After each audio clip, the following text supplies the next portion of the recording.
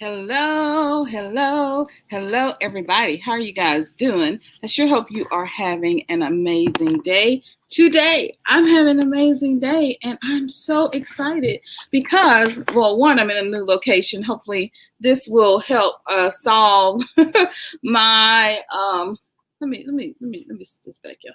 Hopefully, this will help solve my internet problem that I was having on the other day. So we are in the living room. So let's see how this set works for today. Let's hope it works out well. All right, guys. Yeah, just a little OCD. So I am having an amazing guest. I'm so excited. My guest today is Renae Moneymaker.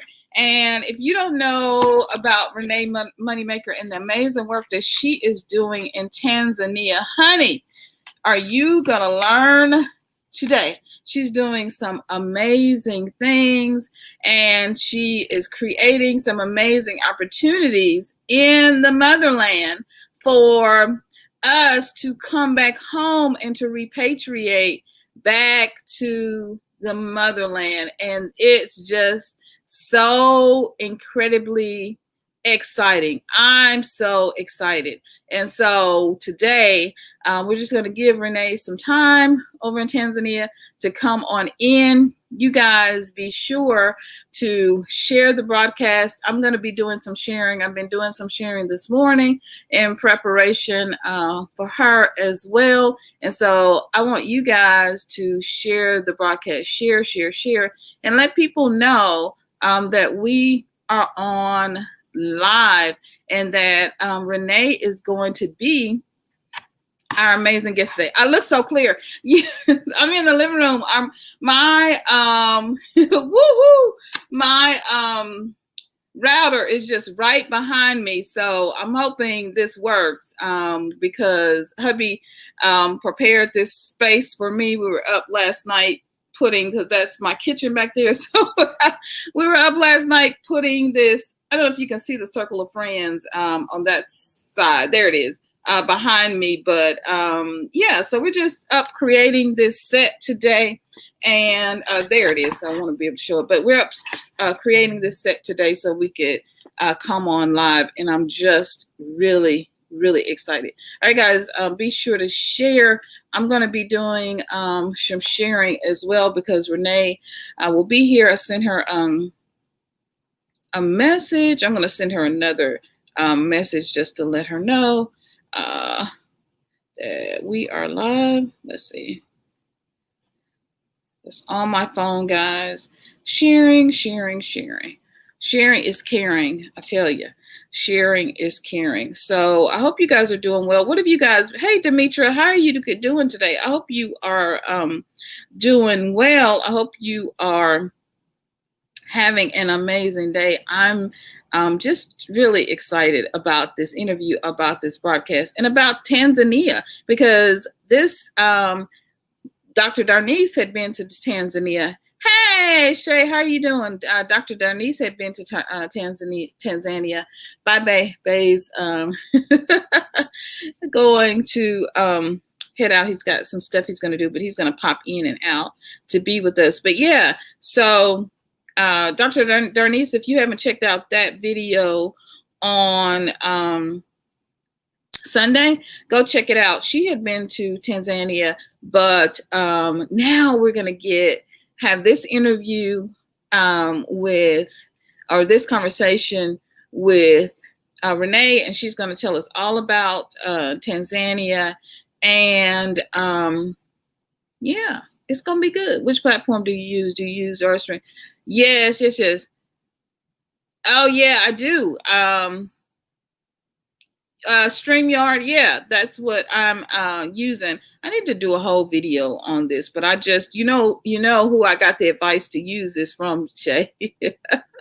Yes, from Power and Future. Future actually walked me through this, Shay, because I was like, I don't even know how to do all this stuff, but I'm glad to have good friends like you and Demetra and all of you who are watching here because when one person learns and one people understands something, then we all get it. We all get it. Yes, Renae is a powerhouse, and I'm I am just so excited. I am so excited and tickled pink that she is here. So yes, I'm just going to tell people I'm live. I am live, y'all. So please come on and join me. Let's see where we are. You know I love Fucha. Y'all know. I mean, she's like hard not to love. She's so sweet and just kind. And so Fucha spent some time with me over. So we're talking about Fucha, but Fucha spent some time with me over at Living My Best Life in Ghana. So guys, I love her. And of course, Power. But you know, the sisters, you know how we do. We have to support each other. Yes, Renae is Mama Africa. Absolutely. Absolutely. And so we have to do. But we are our guest today. I'm just waiting on Ms. Renae to come on in, and so we can get this party started. Y'all look, get your palm wine, do what you got to do. Toast and Bread Productions. Hello, thank you so much. I appreciate you. Get your palm wine, honey. Go get your palm wine. Everybody, Shay, get in anticipation. I got water, y'all. Demetra, go get your palm wine in anticipation. Of our guest today.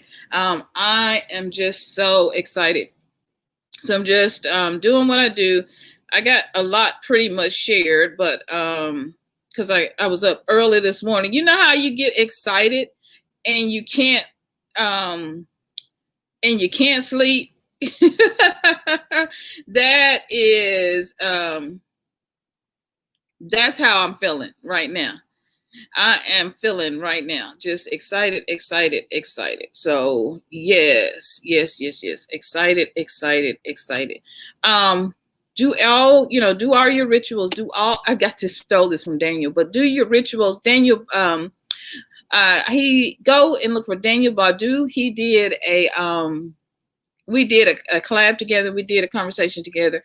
And so yes, go over and check him out because woo, he's amazing. But yeah, I stole that from Daniel. Do all the rituals that you must do. Perform all the rituals that you must perform, because we got to let the people know, honey, that okay. So Renae is coming. She just said she's here. She's coming. So guys, JoJo will show up. So we got juice in the green room for JoJo. Let me get my hair straight, y'all. We got juice in the green room for JoJo. So let's welcome her as well. It's going to be an amazing interview. I have all of Renae's socials in the link below so you can connect with her. Look, this season is all about connection. We've been in seasons before where it was just us, all about us, but this ain't this season. Mama Africa is calling all of us to come home, all of us. And so it's in order for all of us to come home, it's going to take all of us doing what we must do to share this information, to get this information out there, to take care of our family, and to make sure that our family has the information that we need, right? That we need to know that, look, this is the time. This is the time, and this time is now, and it's our time. And so it takes all of us spreading this message. It takes all of us spreading this message and sharing this message. And so today we are doing just that. Continue to share. She is coming in. She just sent me a message, y'all. She's coming in. I feel like my hair is, crazy today. But, I had a crazy day yesterday. Anybody else have a crazy day yesterday? I did. Hello, Melton. This is Bay, y'all. Say hello to Bay. This is my hubby. I'm telling you, this is my life. This is my love. He is so amazing. He is just there for me whenever I need anything. Thank you, Shay. I appreciate that. Please message her. Kwame, how are you? How are you, brother? How are you doing? It's so good to see you. So good to see you. Jackie, hey, yes, you've been watching Exodus Africa. Yes, over with Renee. She's absolutely amazing. All of her socials are going to be, you're here, okay, come on in. I sent you the link. It's the last link, sweetie. Let me I sent you the link. It's the last link that I sent you, the StreamYard link. So let me send that to you again, because it's already in there for you in the let's see, I'll send it to you again. It's in, I just sent it through WhatsApp, but I'll send you the back to Messenger, because it's up right above. There you are. So I sent it to you again, sweetie. There you are. Let me know how it goes. Hey, Mr. Crab, this is Shay. So Shay, you're gonna have to start coming in as Shay, or what's the thing? Resplendence Language Arts. Now, I'm going to do an interview with Shay on Saturday at 1 o'clock, so Central U.S. time, so be prepared for that. Look, y'all got to get my, you all have got to get on my newsletter, so let's do our announcements. Y'all ready for the church announcements? Are y'all ready, honey? Are y'all ready for the church announcements? Let me get my church announcements out, y'all. Okay. I hope y'all, I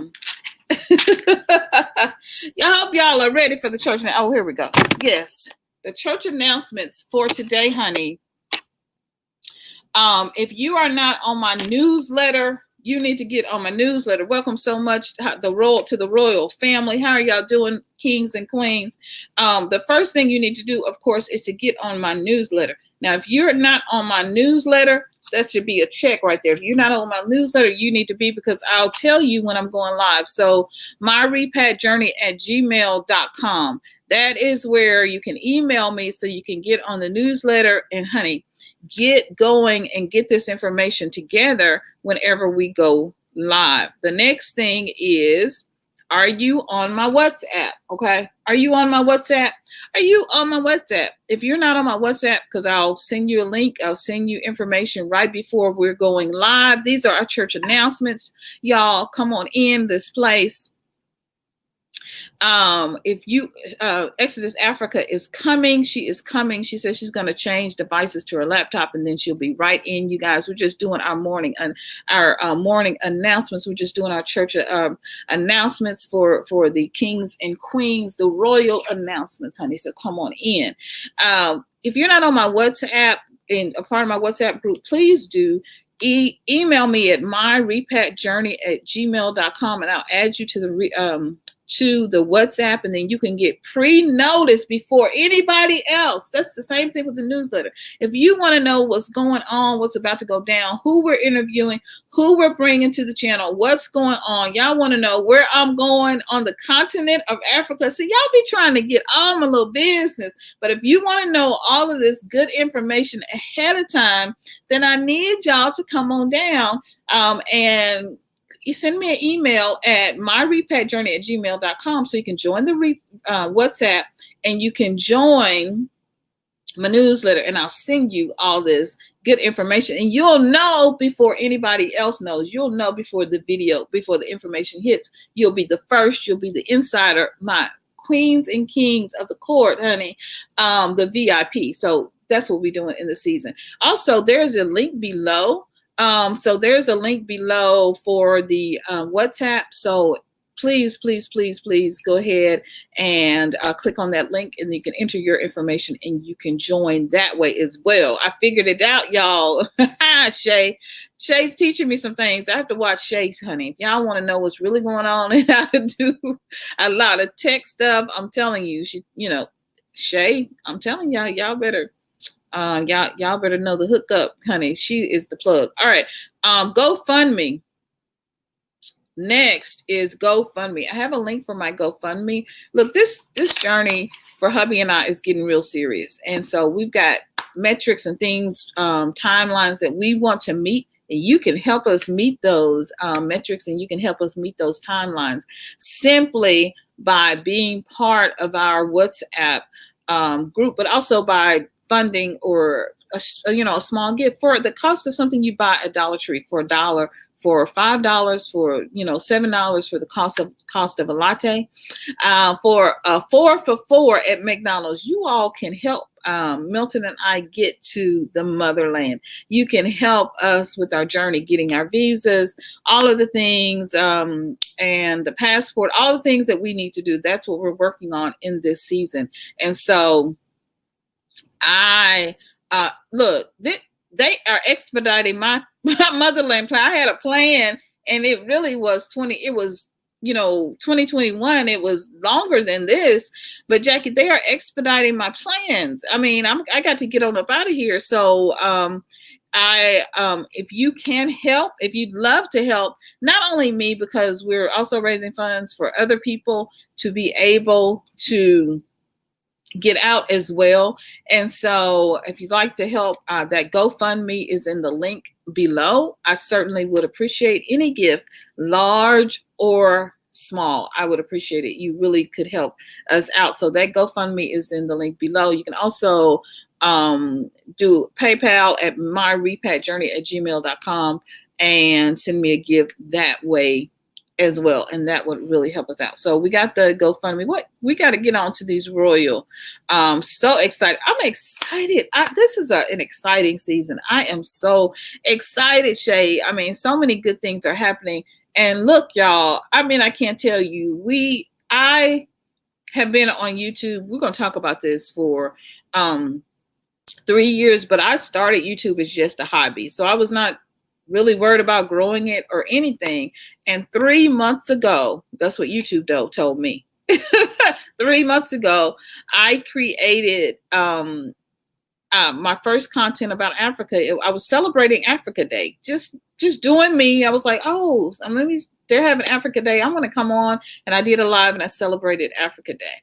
And after that time, just in 3 months, I have grown from in my subs, but also I have gone from I'm being unable to monetize and not knowing how I could monetize this channel to just being literally just moments away from monetization. And that is just spirit. It is just Africa. It is just amazing. So that is just amazing. Now I have my Repat Journey on Instagram. Go follow that. I have a YouTube channel. I mean, a YouTube channel, of course, y'all here, but I have a Facebook group, My Repat Journey. So join me, because we do all this behind the scenes information. And then lastly, all my socials everywhere, all across Facebook, Instagram, YouTube, everywhere is, I see Renae in the background, y'all. Look, she's in the green room. Woo! Drinking that palm wine. And so all my socials are SYNOLVE, at SYNOLVE. There it is, at SYNOLVE. Instagram, YouTube, Facebook, everywhere is SYNOLVE, y'all. Y'all find me everywhere. All right, look, I told you I got a special guest, right? We're done with our morning announcements. And so we're just going to bring Mama Africa on in. We're just going to bring and let the spirit do what it do when it do what it does, honey, because it shows up. We're going to bring Queen Renae on in to the royal palace. Hello, sweetie. Hello, all y'all beautiful African people. All that melanin be popping all over the place. Hello. Hello. How are you? I'm well. It's good to see all these lovely people that you got up here, honey. Thank you so much, Shay, for that reminder, because I was sitting like, oh, it's the end of the day. Oh, I'll put my feet up. Let me look at this phone and see how these people are messaging me. And I was like, oh my goodness, I have a life now. because I was out. I needed to go to a couple of different meetings today. So, and I just came back from the Exodus house. I was touring it with Mayor Witherspoon of um, of Magnolia, Mississippi. Shout out to Mississippi. You're right. So you're I'm from yes. Mississippi. Mississippi, right. So hold on. Let me see. Comments. Yes. So thank you guys so much for all the love you've been showing me. Thank you so much. I did not expect to become a YouTuber. What had happened was I started the channel to document my journey because, they said, if you're going to make a documentary about this, your repatriation, one of my professors at school said, document, have a video journal. I'm like, but that means YouTube for everybody to see me. And so forgive me for not having no pretty intros and the pretty outros. And it's just, hey, y'all, this is what happened today. So forgive me for that. We love every moment of love. We're sitting here. Feedback. We're sitting here on pins and needles every day, looking for day 1, day 2, day 3, day 4. Like I'm a day 1. Y'all are day 1 for Exodus House. Put a 1 down in the comments because we are loving it. We are absolutely loving it. Asante Sana, it definitely was something that became something that I wasn't expecting, but the people, they surprised me that they're ready, and they've kind of overwhelmed me that they're ready, in their readiness. And so many people are emailing me and communicating with me, and I didn't expect this to become something so where people are saying, I'll pay you for professional services, but I'm like, no, I have this, what I do over here. I do this very well. Let me go do my job. Let me go do something else. But it's becoming more and more evident that I have to create some kind of something where it's more structured rather than me just helping people, because there's so much now demand on my time, and time out here is money. Yes. It is money. So I have to figure it out. I don't know how I'm going to do it, and I'm encountering a lot of our personalities because when we're talking about repatriation, a lot of people aren't repatriating because life in America has been so good. No, a lot of people are repatriating because life in America has been so hard, and they have a lot of psychological issues that they're dealing with when they come through here. And me with my big head and my big heart, I'm getting all different kinds of and I'm like, I don't know how to process this yet, but the Exodus House, that's what it's about. It's a place for healing. So I'm going to need, yoga therapists and different kind of therapists to come through there because to decondition our mind, and get us on this path of community and brotherhood, because it's more than just talk. And if you're not about, trying to get over on someone, or you're going to get crushed, right? So, there's just a lot of things that we're dealing with. And I realize that some of us have moved our bodies physically, but mentally, we're still in a place. Yes, we're still in a place of mental confusion where we don't have it together, right? Because when you're repatriating, it's like pack, move, throw this out, get the kids in the car, go down to Walmart, buy me some suitcases. You're on go, right? And you still have to eat, and you still got to wash your hair, and you still got to brush your teeth and have a bath and go to bed at night, and you still got to do all the things that you need to do on top of packing and going and getting rid of stuff and thinking about a new life. And so when you come here, you still have that anxiety in your head, and you still think you are in the same place, right? And you come off this plane and start dealing with these African people as if they are the enemy. And you start dealing with people who are, you know, trying to help you and best you as if we are the enemy, right? And trying to get over and scam and scheme as if, you know, that's going to get you very far. You know, there's such a thing called karma and retribution. That's here. It's waiting for all of us, honey. It's waiting for everyone. Right. So, you know, we have to think about when we come through here, it's more than just physical repatriation. We have to detox our psychology and our mentality. Our mental health is also at risk. They're not just shooting the men in the streets.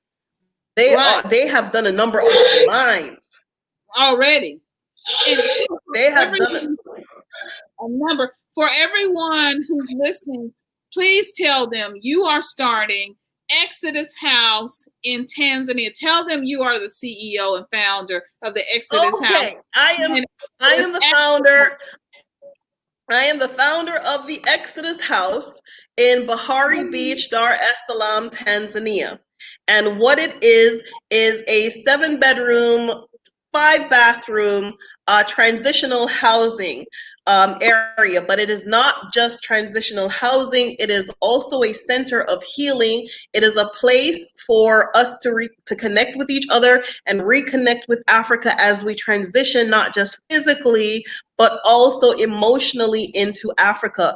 It is a beautiful, beautiful 2-acre property sitting on the edge of the Indian Ocean. You've got stairs that you could walk down to pristine white sand beaches, and you also have an overlook bluff that you can you can sit out there, put a hammock out there, dine out there, have weddings, events, renew your vows, all of these things. And then I'm creating a garden space for a learning environment. Okay, so it's not just that, but there's also agriculture attached to it. And I haven't really told anyone what that agriculture is involved, because some people are like, oh, that sounds like a good idea. I'm going to go do that. You know, I'm going to go do that. Right. But essentially what it is not just for us. Okay. Because we're coming with skills and education, and we're going to have to get some workshops going. We can train and educate the people, the Tanzanian people oh God, Jojo did this. I've been sitting here this whole time with this in my head. Thank you, Jojo.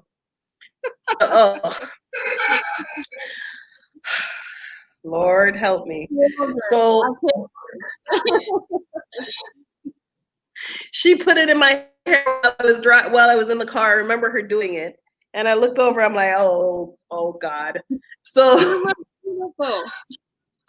thank you. So it's not just that, because in order for us to ask any governments for concessions, we're going to have to prove our worth, what we are doing for the African people. Are we educating them? Are we employing them? Are we teaching them skills? Are we giving them opportunities as well? Okay, so where you went? Come back, SYNOLVE. Right. So. Okay. Yeah. So we have to. You're preaching. Right. No problem. Yeah, we have to talk about these things, because it's not just about us. Don't think you're going to come to Africa and make a hospital and restaurants and all this community only for us, for Africa. There is no us. We don't have no us no more. This is we. Okay, we are coming to rebuild Africa. You don't like the roads in Africa?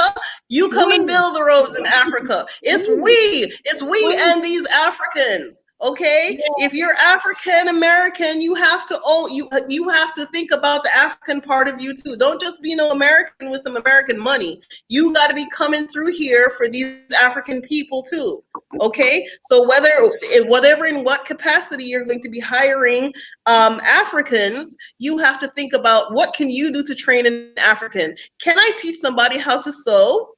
Mm-hmm. Can I teach somebody how to write? Can I teach somebody how some customer service? Can I teach somebody something? And it's not always about the money. If you are making a little bit of money over here by doing this, it costs you nothing to donate 5 hours of your time every week to say, I'm going to teach some people how to do something. And that's what they're expecting us to do. They're expecting African Americans to come back and rebuild Africa. Okay, there is documentation out there. There are research papers out there that the United Nations has put out that African nations should be marketing to African Americans or the diaspora to bring them back to help relieve the poverty and stress.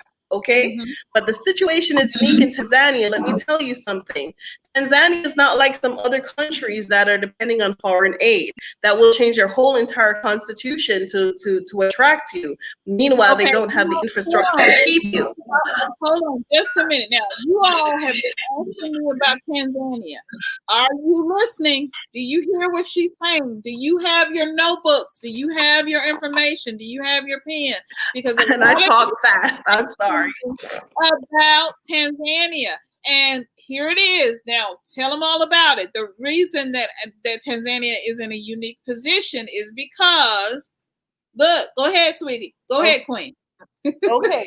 So the reason why Tanzania is in a unique position is because, hold on, I'm making sure I'm plugged in here because this computer just told me I got batteries running low, but I'm all plugged in. What do you mean I'm running low? Okay, hold on a second. We're not about to do that. No, we got to get out here. This is beautiful. Right. While she's doing that, I'm going to let you all take a look at her YouTube channel. While she's doing that, we're going to go on over and take a look at her YouTube channel because if you haven't gone over, I want to share my screen. If you haven't gone over to Exodus Africa and seen all of the beautiful building that she is doing over there, I don't know what's going on, but look, this is Exodus House, day 23, y'all, day 23. Can you imagine? It's beautiful. She's been there 30 days, and look at what she's already building. Go check this out. Why I chose Tanzania. Let's go down. So many beautiful things that she's already doing on these videos. Exodus day 22, she had that beautiful green eyeshadow on. Look, she's building. There's JoJo eating. Look, if you need a reason to come to Tanzania, let me tell you, you need to go so you can sit in these big blue chairs, honey, with the queen. Oh gosh, if I die on my computer, I'll jump back on with my phone, okay? Because I'm not sure what's going on. The devil don't like it. The devil don't like none of this. The devil is like, you talking too much truth. We gonna cause some problems for you. So let me tell you what happened to me yesterday, y'all. I mean, this is the honest to God truth that the devil don't like it.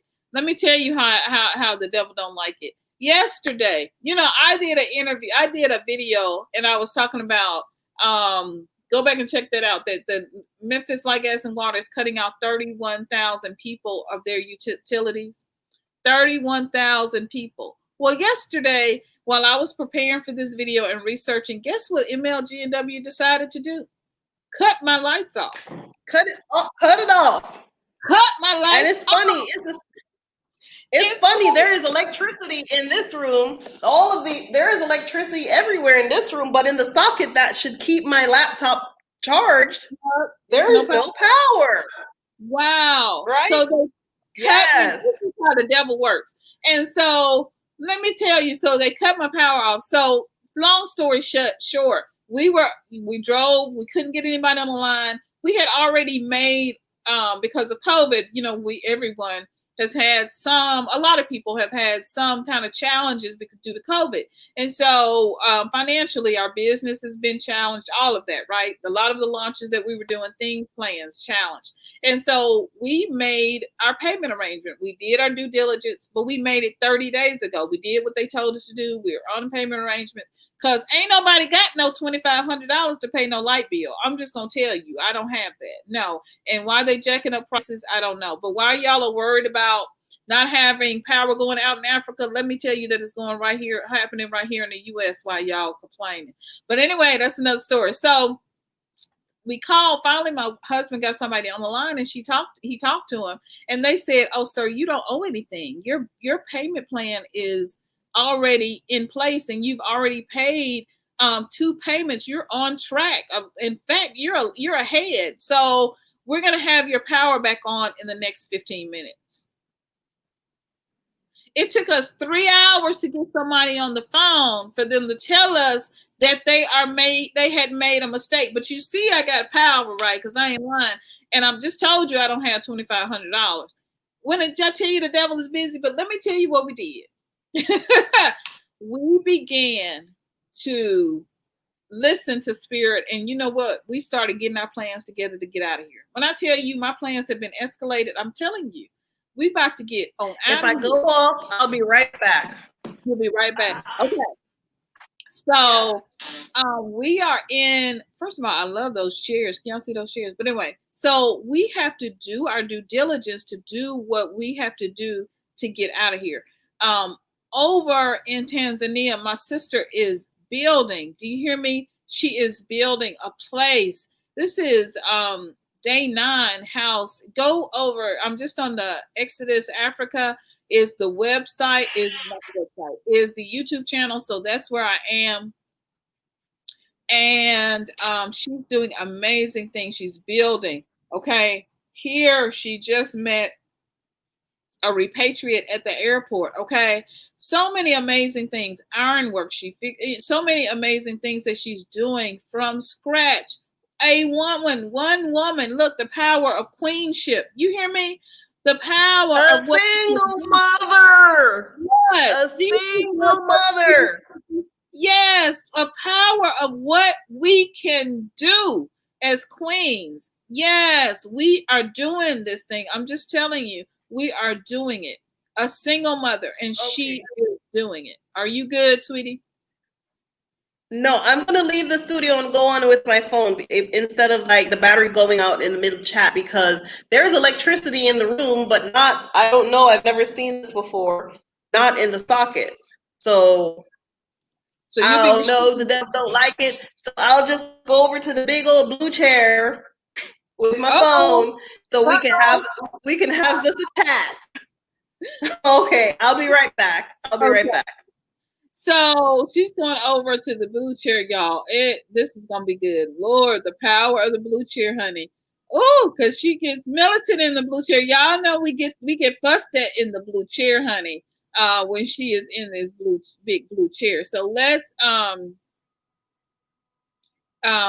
see what we're gonna do while she's there. We're gonna just play a little bit of this video for y'all so y'all can see, because we're gonna talk about faith and developing faith. So let's listen to her just a bit. Hopefully an ad won't come. Y'all know how this works. Hi y'all, it's Renae and Johanna coming to you live from the studio. Say hi, Jojo. You don't want to say hi? Say hi. Oh wow. So the video I made yesterday, and I noticed a lot of you connected with that video when I was talking about not being on the immigrant's path. And I wanted to follow up that video with faith, okay? And I wanted to talk about faith being the substance of all things. A Jamaican Rastafarian used to tell me that faith is a substance of things hoped for and the evidence of things not seen. Absolutely. It is going to take faith to get to this journey. This journey that we are in, it's going to requires faith. It requires us getting out of our comfort zone.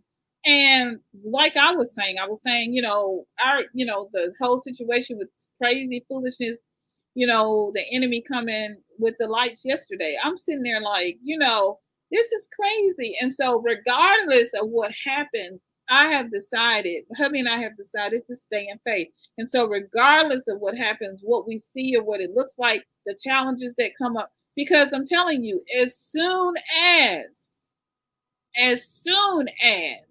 you start getting your stuff together, crazy challenges will come, but you must stay in faith. Crazy things will happen that it makes no sense, but you must stay strong and you must stay committed to the journey, no matter what comes up, no matter what comes against you, no matter how it looks. Stay committed, stay in faith, stay close to the journey, because we have to get there. We must get there, and we will get there. All right. So let's see. I think Shay said something up here. Shay is coming on with us on Saturday while she is changing to her laptop, while Exodus Africa is changing to her laptop.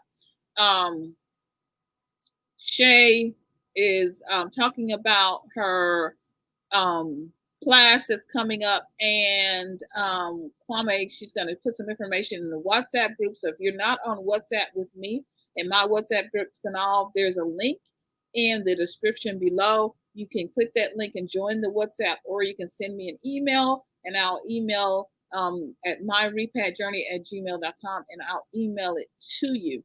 Shay will be on. We're going to have some great guests that come on Saturday at 1 o'clock. So she will definitely be on with me. So that's going to be just a great discussion. Demetra, we are all in need of healing as the first step of repatriating. Healing is going to take some time. Absolutely. Healing is going to take some time. And I realized with myself that, Demetra, that we heal in levels, that it is in waves. You heal a little bit at a time, and then you continue to heal. But sometimes we don't realize that we're still healing. Renae, thank you so much for rejoining us. We got a little feedback with you, sweetie. Thank you so much for rejoining us. Yeah, just a little feedback. Okay. How is that better? Yes. That's better. Yes, the queen is back. Awesome.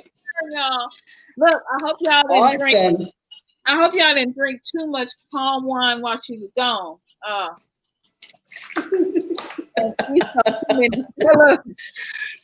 And feast on too many snacks. I tell you, the enemy is busy. Now, you were saying to us that there is a unique that Tanzania is in a unique position. Tell us about that, Queen. Tell us about that. Okay, Tanzania is in a unique geopolitical position in that it is bordered by 8 countries, and that is bordered by 8 countries. It has, and 6 of them are landlocked, which means those 6 countries are dependent upon their ports, and which means that they are going to have a peaceful relationship with those other countries around them.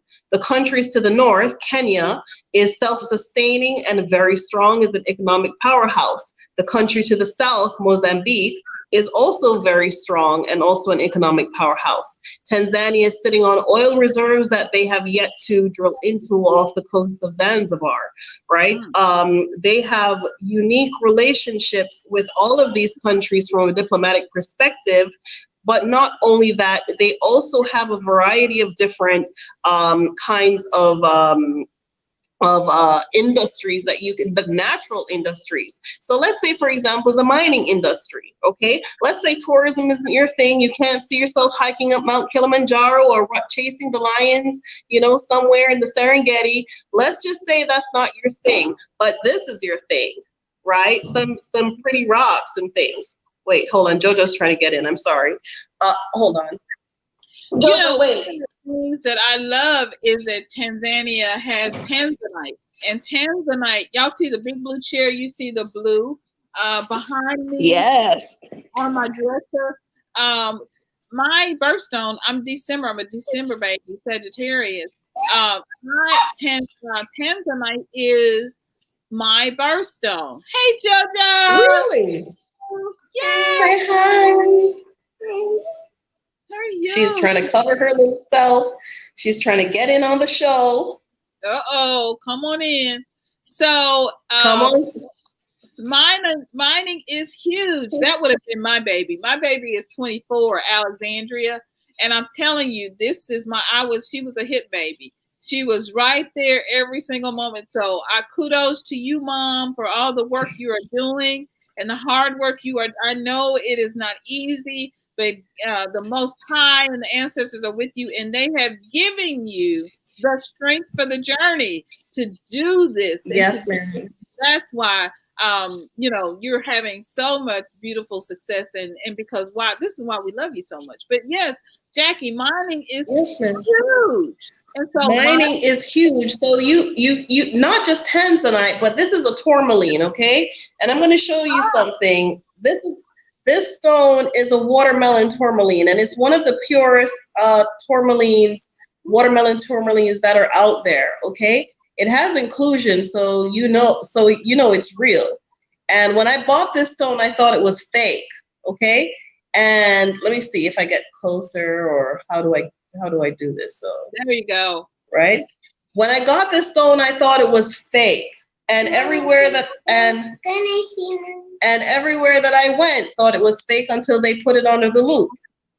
And when I researched more and more about this tourmaline, I found out that it could only come from between Tanzania and Kenya. Okay, so I wanted to go into the gemology industry, and I said, if I'm coming to Africa, I'm going to come with a new skill that is viable here, that I can teach people, and I can also make a good living from it. And when I decided to go to gem school, the tuition was so much money. I was like, oh, hell no. And I found out that you don't necessarily need to be a gemologist, to go to gem school to be a gemologist, but you do need it for diamond grading. And that's why the tuition is so high, because the majority of people who are going into gemology are the Jews coming out of Antwerp.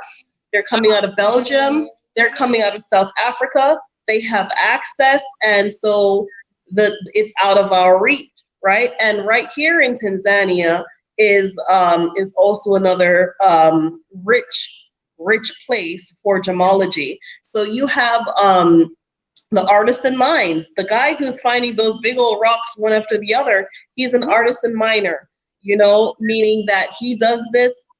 He knocks the rocks by himself.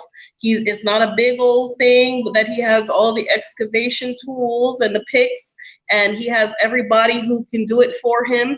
He's an artisan miner. He's doing it on his own, and it is a very big it's a very big industry, artisan mining. So that's something for you to get involved in if you wanted to come.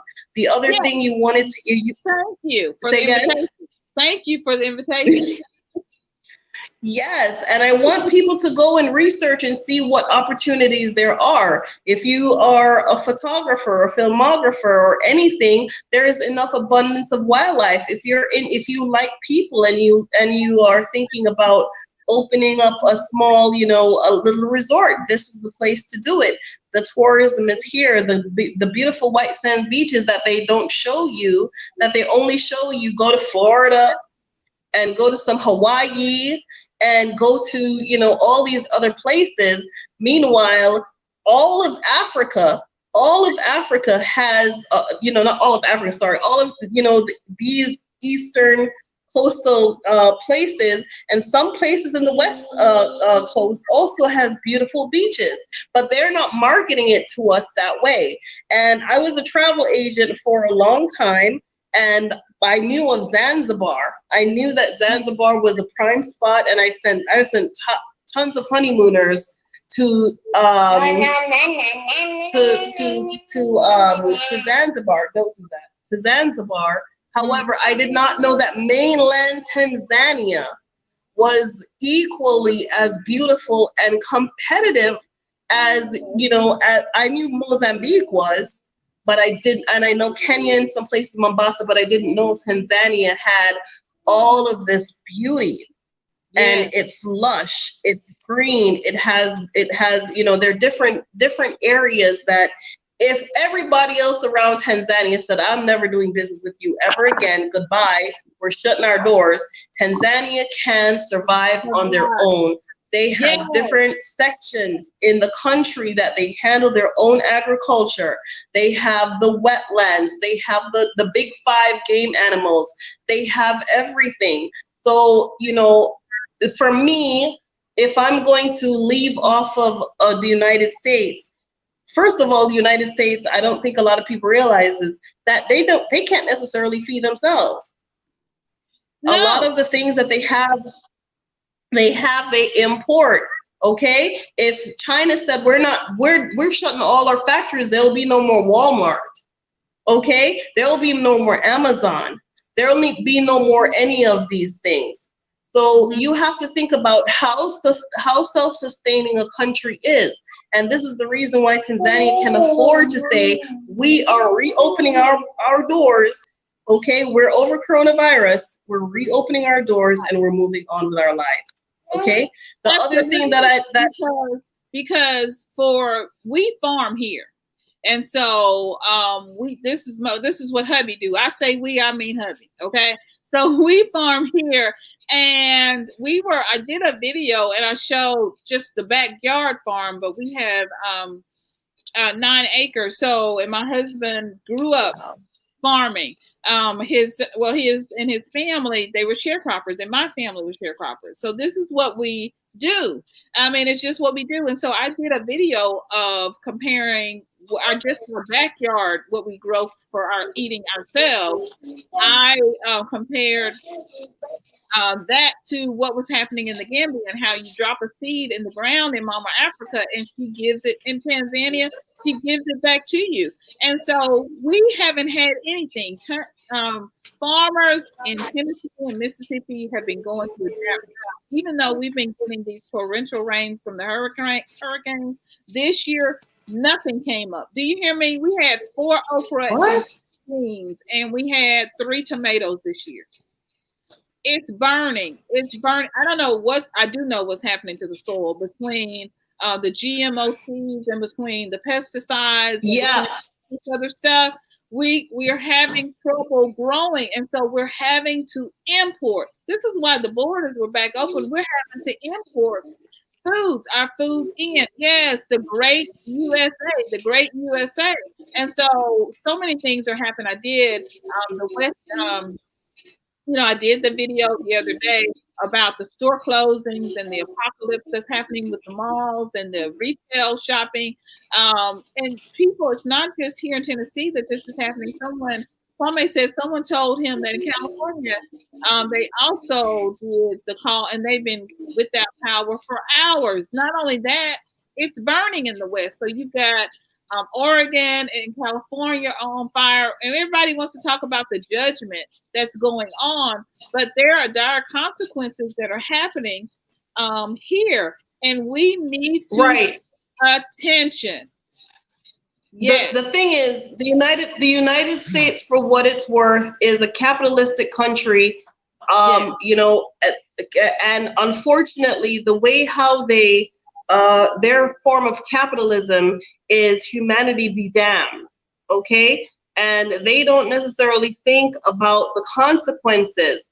Okay, so that they, round up, the Roundup, Monsanto can afford to pay, you know, their senators and their governors and stock the FDA and stock the EPA with different kinds of people who represent them, so that they can continue to poison the soil and push poison over, for money, and kill people no matter what.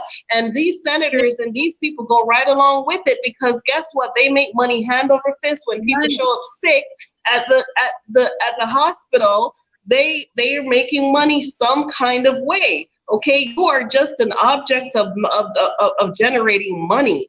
You know, come on, Joanna. That is not a toy. Thank you. You're just an object of generating money. You're not a person. You're not a human being. You know, you're not a human being.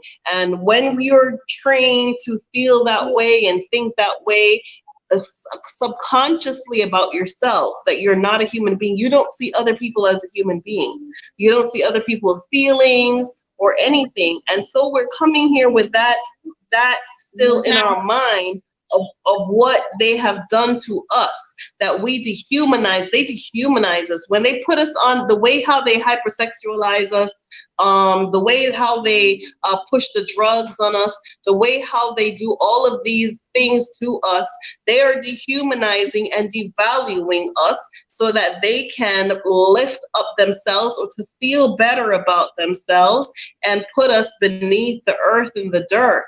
Okay, they are doing that, and they know that. Okay, but you don't know that. You don't know that, and you walk around with this low self-worth. You're letting anybody hit it because it makes you feel good. You're letting anybody do any kind of anything to you because at least you got somebody, right? When you don't realize that you are the somebody. You think somebody's going to come and save you, or this person's about you, when you're the one who's supposed to be about you. Okay, we have to talk about these things, right? Because your repatriation journey starts in here, and it starts by switching off the TV and stop being fans of these celebrities that are not doing anything for you and not telling you the truth or showing you the way. Okay, it's all about garnering more eyes and attention onto themselves. If you weren't paying them attention, they would be dead, broke, and hungry. So they need your attention at all walks, every step of the way. Get your head up out of Beyonce's ass crack, okay? Get into this crack right here in the middle of your mind, in the middle of your brain. Get up into that crack right there, okay? Figure out how you're going to take care of those kids and take them out of that damn country, right? Get yourself out of Rihanna's panties and get yourself into some kind of treatment or whatever it is that you need to do to make yourself into a better person, right? Because trust me, you're not going to get very far. It don't matter if you come to Africa or Germany. You listen. The only thing you have to be is a good person. You will get by in life. Okay, it's better, but unfortunately in America, the things that we value is a good-looking person over a good person. Okay, we got to look good before we become good, and we are using everything to paint the outside, the lashes, this, that, we're doing everything to paint the outside, and we're adopting the mentality of these cave people. That's what they have to do. And they have to do that. You could put on a burlap sack. Let me get up into this camera. You black woman, you could put on a burlap sack and you could be the finest thing to ever walk on this entire planet. Okay? And I'm gonna tell you why. Because I see them every day in this Africa. They're walking in some colored cloth that probably cost something like, I don't know, $50 US, right? 50 cents. I'm sorry, 50 cents US. Right? Some little fabric, but guess what? It's nice and it's clean. Mm-hmm. And they are walking around here like some queens covered from head to toe. Okay? So don't let these people play these games on you. They need the Nike Air. Okay? Because if you stop buying Nike Air, they're fucked. Right. They need Air Jordans, not you. You don't need 50 boxes of Air Jordans. You don't need 100 boxes of Air Jordans. You got 10 toes and 2 feet. You can only wear one pair of shoes at a time. You don't need it to hype and collage on people that don't have the same as much as you don't have. You don't need it. What you need to do is get the hell up on out of there. Okay? So you need to figure out what is important to you and what is valuable to you. Okay? It's not the nails. It's not the nails. It's not the hair. Okay? It's not the nails. It's not the hair. It's not none of these things. Okay? Right. There are a very little value to the bigger picture, which is you and your survivability. Okay, you need to get you some survival skills. You need to get you some critical thinking skills. You need to get you some life skills. You don't know how to cook, learn how to cook. Learn how to cook. You don't like cold food, learn to like cold food, because maybe you have to go through something where you have to do a lot of it. And any of the challenges that you have gone through in America, whether you've been homeless or you know, homeless, shirtless, shoeless, whatever you've ever been through in America, jobless, whatever you've been through in America, you're going to have to use the energy that took you through that to take you through Africa. Okay? You're going to have to find that survival skill, because there's nobody here to catch you but you. This is a real journey. It's for the real ones, and some of the ones who think they're real are going to find out and they're going to go back. Okay, so I was at lunch today with some people, and this one lady was saying, oh, I would never live there because the roads were bad, you know, and I invited one of them to my house. The roads were, she was doing this, she was waving, and that's exactly how you got to get to my house, but this is where the millionaires live. Okay, so you can't put up with some roads. For what they're paying for one room to live in some posh neighborhood, I'm paying for a whole entire house. Right. Okay, so so you have to think about that. You have to think about, don't come here and try to be all you know, comfortable. Make yourself uncomfortable. There are things that you're not going to like. There are things that are not going to be perfect. The roads are not going to be perfect. The power is going to be out. Okay, you're not going to have everything you like. Frosted Flakes, and if you don't have Frosted Flakes, there's going to be a problem. Well, let there be a problem then. We have that problem. Let it be. Have a problem. Learn how to have a problem. Learn how to be uncomfortable. Okay, learn how to make do until you can do. Those are the things that we have to learn. And the immigrants in the Haitians, the Jamaicans, the Trinidadians, the Grenadians, the people who have experience as immigrants coming into America and had to make do, and we came with out of one suitcase, and from one suitcase you build a whole house. Right? Those people are in a position, if they're in Africa, they're in a position, they need to hold their brothers and sisters, their African-American brothers and sisters' hands and guide them through this thing, because this is not something easy mentally. We think, oh, this is just like Trinidad. This is just like Jamaica. Oh, I'm fine. I know how to deal with these kind of people. Our brothers and sisters do not. Okay? And if you're on this chat and you're from one of these Caribbean nations and you have an African-American friend who is thinking about repatriation, it is your responsibility to educate them about being an immigrant. It is your responsibility to educate them. Don't tell them, oh, it's going to be fine. You have to prepare them. A lot of people have never left the country ever. Okay? Never. But something in them is telling them that they need to go. Right? Yes. So all you African-American people who need to get the hell up on out of there, reach out to your Jamaican friends, right? Say, I don't know about being no immigrant. Tell me what is some of the stuff you need to go through. What are the things that I need to do? Okay, because the journey is real. It's the same, right? So you're gonna come up on challenges, and the first thing you need to do is stop trying to make yourself comfortable. Okay, you want citizenship.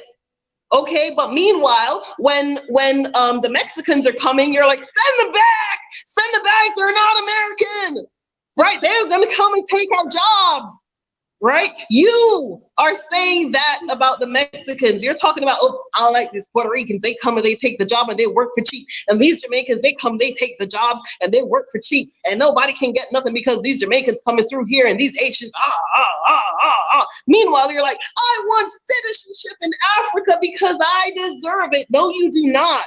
No, you don't. No, you don't. I'm going to tell you what you deserve. You deserve an opportunity to demonstrate that you deserve it. That's what you deserve. So you deserve some kind of residency. You deserve some kind of, you know, like a residency, a lesser expensive path than what the white man is getting. You deserve an opportunity to demonstrate that. That's what you deserve, right? Yes. That's what you deserve. And then you prove yourself, okay? So it's not fair that we have to come and pay all of this money for residency and we have to pay all of this money. No, excuse me, that way. It's not fair that we have to come and do that. So these governments are going to have to make concessions, but I believe that they need to do it in layers because you're going to have all of these yahoos showing up, right? All of these people showing up in these countries that are, if the concessions are done too quickly, you're going to attract the wrong people. Ray and Nay and them, and you know, come on. You know what I'm talking about and who I'm talking about. Okay? Yes. Right? Ray and Nay and them need to understand that there is a path and there's a process and how to do that so that they can take their time and become more African and acclimated to their situation than say, well, you know, I went to Africa, now it's time to go back to America. No, these people have to demonstrate and input into wherever they show up and input into that culture, right? Mm-hmm. So Tanzania is a wonderful place because to me, this is not funny. I'm uncomfortable. Can you please sit in your chair?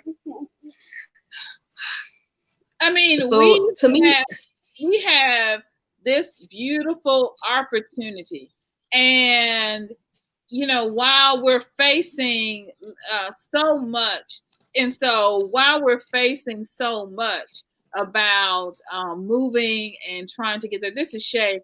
No, I'm good, but you know, while we're moving in so much, we have this opportunity to go on now and take this medicine that we need to take. I know it's hard. I know it's bitter, but in order to return home, it's a bitter pill. You're going to have to take this medicine. Yesterday, while, you know, because, you know, we were 3 hours waiting on them to, you know, to get the phone. So we ended up having to sit at the park and all this stuff because I was like, I'm not going to sit in this hot house. So we went to the park and I said, what are we doing here? And go downstairs and cover up and watch TV. I'm on the call, excuse me. There's a lake around this park, and we saw let me count right. We saw 3 African Americans. You're hurting me. One person who was Mzungu. You know what that word means, y'all. One person that was a Mzungu. And we saw 50 people who were from India walking around this park in my town. I live in a suburb outside of Memphis. And I was sitting there thinking, I was telling hubby, what are we watching? Why are we here at this particular park? And why are there so many immigrants? And I began to think of you. I began to think of you in this live that you did. You were talking about having an immigrant mentality. And then, you know, because I had the audacity to write you and write you in Messenger and talk about citizenship. And you was like, honey, the next day you did this video, I was like, I told her, I think that was for me. But we have to have a different mentality. And as African Americans, it's in us. It's embedded in us. Okay, because if you grew up in Mississippi, you grew up in Tennessee, you grew up in the civil rights struggle, you know, in Mississippi, if you grew up in Mississippi like I did in the 60s and, you know, in the 60s and 70s, your grandma had an outhouse, you know what that was like. Some of y'all pretending, like y'all, it's always been streets paved with gold. Y'all remember when the Jim Walter houses came to Mississippi? and they were building the houses, and the houses were made with dirt floors. Y'all, come on, remember. Y'all remember in the wintertime when the lights would go out because the icicles would be on the electricity power lines, and the electricity would go out and you would be out for 2 and 3 weeks. Well, before my husband and I got married, we lived in Memphis. Our power was out. It was a tornado. That we were out, do you hear me, for 3 weeks. We had to use the stove. That was a gas stove. We had to use the stove for gas so we could have heat in the house in the middle of y'all know, come on and stop acting like everything. They know. They know. You know. Come on in this house. Yeah. Take this medicine and stop acting like you gotta have paved streets. We had I lived on a dirt road. We didn't have no paved street, and it wasn't even all dirt. They had the audacity to fill it with gravel. And in the summertime, we ran bare feet through the gravel, and raced and chased each other and beat everybody. That's why when we went to school and they would have the the relay runs, the cancer runs, and all that, we would beat them because you know why? We had been running bare feet on the rocks. Don't sit here and act like you don't know. Get your plane ticket and get on out of here. And get on. You know, the thing is, SYNOLVE, a lot of people are holding on to obstacles. You know, right. A lot of people are they like the obstacles. They like being addicted to the obstacles. There are a lot of people who have victim mentality, and they like being the victim. Oh, poor me. What am I gonna do? You know. So this is what we need to do. This is what we need to do. We need to also understand that we have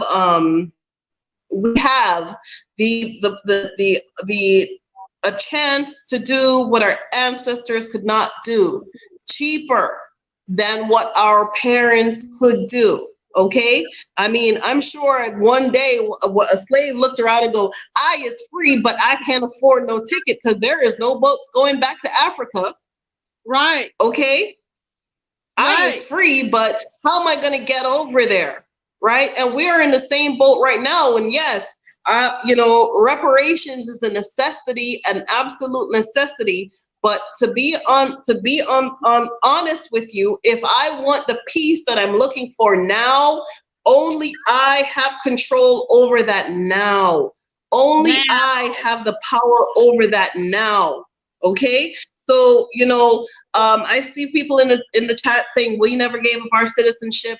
No, you didn't give up your citizenship.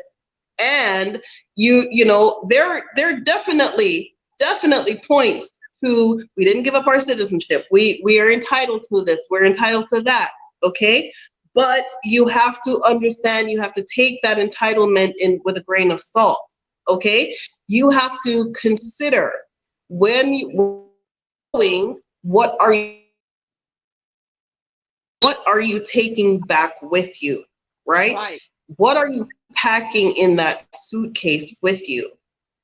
You have to think on these things carefully, because if you think you're packing, you're talking, I want my citizenship, I want this and I want that. When I show up in Africa, I've got to get this and I've got to get that, and we're entitled to it.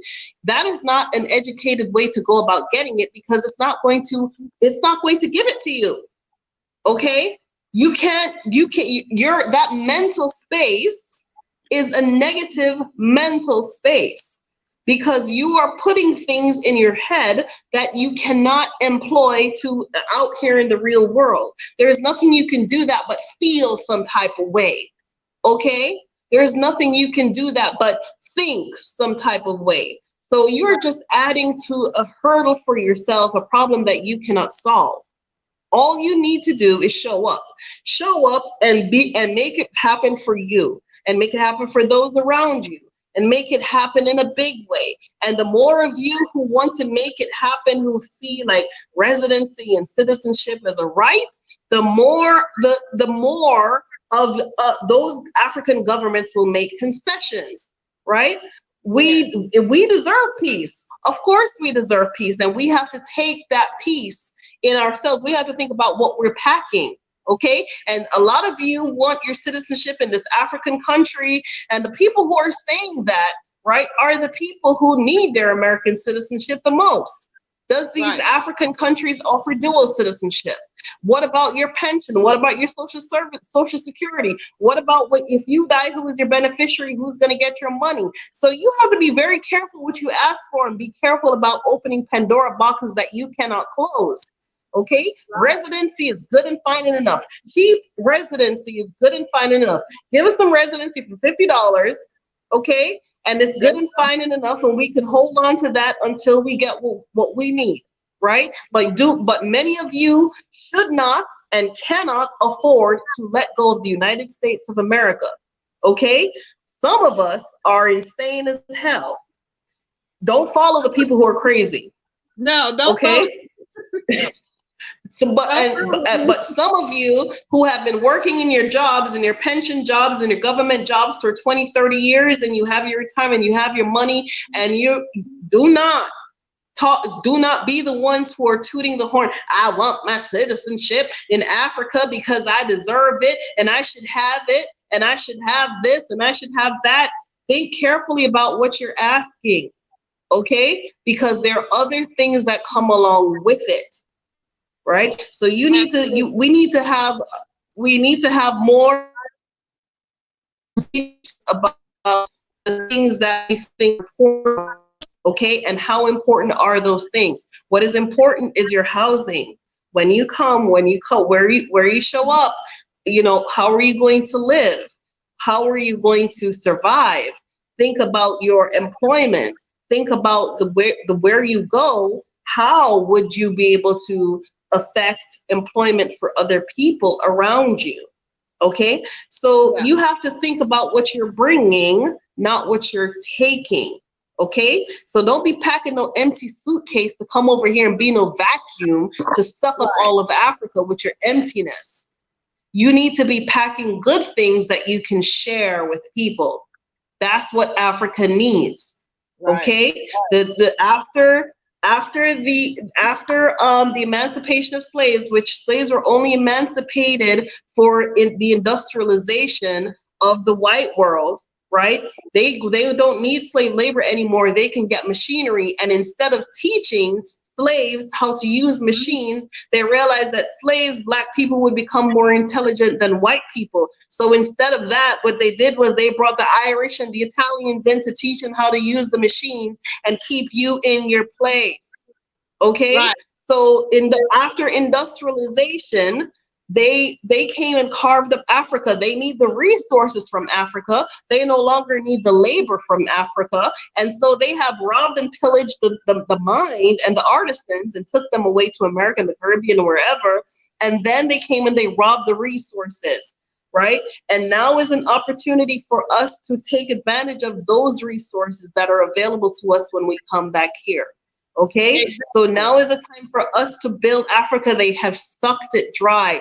If all you see when you turn on the TV about Africa is a little starving African baby with flies all around, that's because of the white people who are showing it to you, who are showing you this little starving baby. They starved that baby. Right. Somewhere along the line, they're the ones who did the starving, because when they were filming the baby, they had an opportunity to give the baby some water or an egg or some bread. Okay, they are all complicit. They are all complicit. Yes, so when we're talking about come back to Africa, we're talking about rebuilding Africa. I don't want y'all to think that it's all going to be cheap rent for you to live like you're in a palace. Some of you don't even know how to live in a house. You've never made your bed ever. You've never bought curtains. You live with your mama your whole life. You never even had to get a washing machine. You don't know what a bake house is all about. You don't know how to live in Africa. You don't even know how to dump your garbage. You don't know how to take care of yourself, but you are looking at all of these videos on YouTube of people who are like, oh, they got a mansion in this country for this amount of money. I'm going to go and live like that too. Okay, but what does that mean to you? So you can live like that, or are you inviting some other people to come and live well as well? Right. You know, you need to check yourself. Right. Check yourself. Everyone, this is the whole thing. Every country is going to offer something. Now, when I was talking about the U.S., because this is where I live, this is what I know.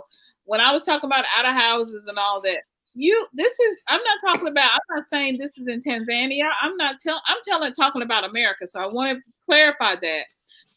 It's important when you go to a country that you do your own research. I have a video. Renae has said it on her channel. Do your own research. I have a whole research video about researching the very best country that is best for you. Because what's best for you may not be best for me. It may not work for me. What works for you may not work for me. And how I choose to exactly life may not be how someone else chooses to live. I just said that I am accustomed to farming. So I'm accustomed to a certain cultural lifestyle. Environment. That's rural, an environment that's rural, the environment very similar to Tanzania. I'm accustomed to making it do what it. I can stretch and I can make stuff stretch. My husband can build furniture, honey, out of listening. Out of pallets. My husband can build furniture out of pallets, y'all. I mean, because he has built so much furniture, beds and all kinds of stuff, y'all. Tables, I mean, just amazing stuff. I can make it do what it do. Now, I can also go in to Coach, and I can buy a Coach first. I can go into Chico's, or before they close, because they close. I can go into Chico's and the finest stores, and I can buy. I can do that too. But I can also shop at Goodwill. I can also go to the yard sale. I can do. I can do what it do. I'm moving. Oh, okay. What we're saying to you is, as you are moving and as you are repatriating to the motherland, get your own plans. Get your own plans and do your own research, because this is our season. Our season is now. Now, I have seen Arusha, for example, is very different than Dar es Salaam. So, even in Tanzania. So, Ghana is going to be different. South Africa is going to be different. The Gambia is going to be different. What you have to do is do what is best for you, because everyone is different. And there's so different levels to this. And so we have to make sure we're bridging the opportunities for everyone, because look, how we started this out. Look, make it do what it do, Demetra. That's all things Africa. Look, make it do what it do. I'm so glad you're here today, because there are a lot of countries, baby. There are 54 countries in Africa, and if one don't work for you, another one most certainly will. Now, if you have my heart, be flexible. Look, from Fifth Avenue to Goodwill. Look, I have shopped with the best in LA. I have shopped on Rodeo Drive. Look, I shopping and I buying, but that's all right. I was over there, honey. And now you go look at Rodeo Drive, and somebody gonna get mad at me, but it's all right. Don't come for me. But you look at Rodeo Drive, and I have Darnice. I just interviewed her on Sunday. She is my witness. And you will see all of the tens of thousands of homeless people who are now in tents just outside of Rodeo Drive. I mean, not necessarily Rodeo Drive, but downtown LA. And it's ridiculous. So I can tell you about the West. I can tell you my experience. But I'm not saying that Africa has outhouses, y'all. That was not what I was saying. What I was saying was, don't play, because I know some of us have had experiences that were not paved with gold. 2021. Yes, we have to be flexible, y'all. We have to be flexible. Glad to be with you. I'm glad to be with you. Get your mind right. Look, because what happens is all of our stuff, starts to surface and come up. So be careful of where you are in this season and how you are healing yourself before you go. What we're telling you is, and what Renae, the Queen, has just so eloquently said, is to allow these things, these obstacles. If you've got an obstacle and you're worried about citizenship, don't let that stop you. Don't let that stop you from coming to the motherland.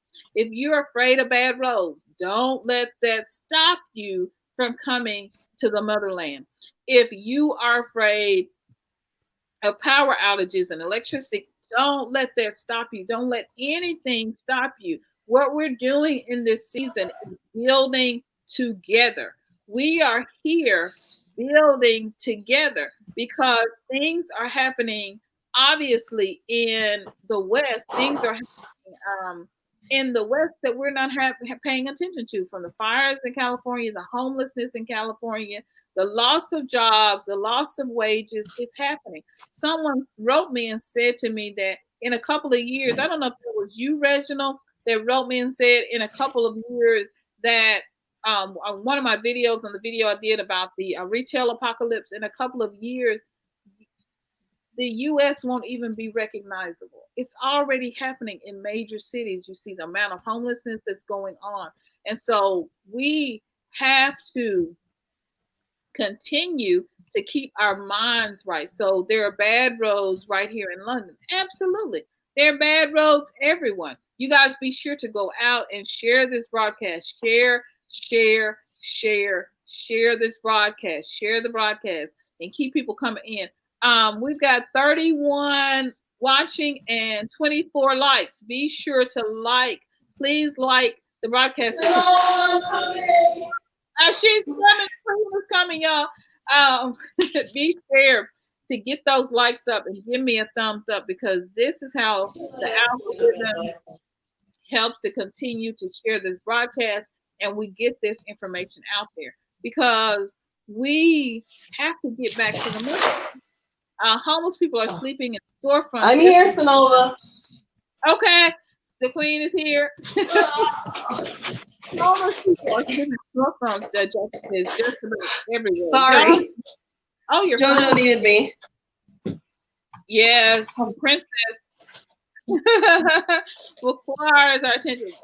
So isn't it sad? This is okay everywhere. And we don't need to be misled. How is my? It's a lot better. You're far away. You're far away. Oh, there you are. You're back now. So you're a little far away though. But I love that you have that mosquito net. Can you hear me? Okay. Yes, honey. Yes, I can. Can you hear me? Yes, we can and hear you. I have a mosquito net too. You have a mosquito net. That's why I put the phone over there, because this room doesn't really pick up very well. Ah, okay. Oh. We can see you. You just a little hazy, but we can. Let me see. I think there's a spot here. Okay. It may be the light. Okay, this is a little better. Is it a little better for you? Yes, it is. Is this a little better for you? Yes, the sound is very clear. How is the sound? Very clear. Can you hear me? The sound is very clear. Yes, I can, love. Everything seems to be going well. Yeah. Yeah, we have to I think it's important that many people who are looking to come, JoJo, excuse me, get from down there. It's important that many people who are looking to come to Africa understands what they're going to get. Okay, it's not going to be perfect. It's not supposed to be perfect. America ain't perfect. It's not. You got pretty roads and consistent electricity, but that's about where it ends. Right? So you're gonna have to buckle up and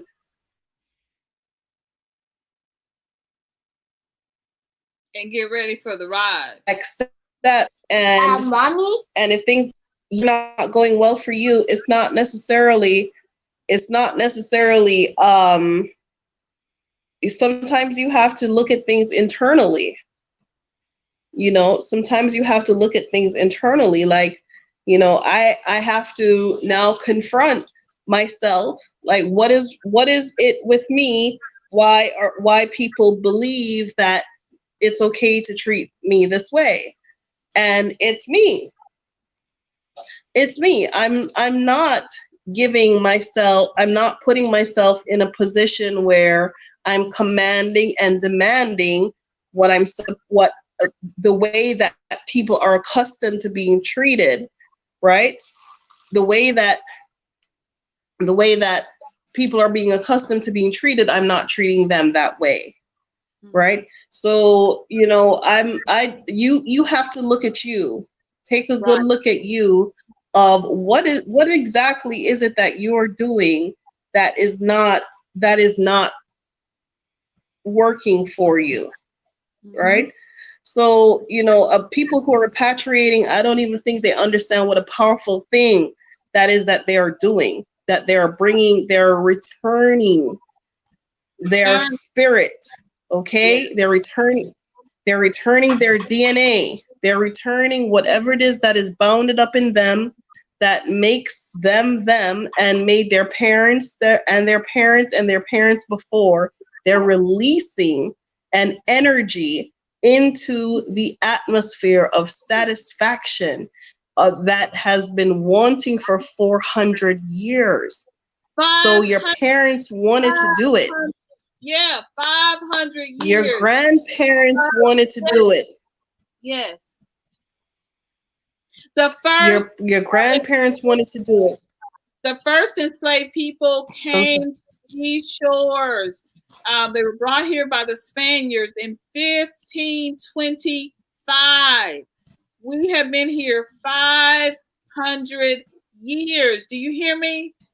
Over 500 years. And so I talk to my husband about this all the time. This thing about this energy, we don't even realize that when we come and we step back on the soil, we have been here before. Your ancestors have been here before, and you are bringing them back. And so you're unleashing this power into the universe.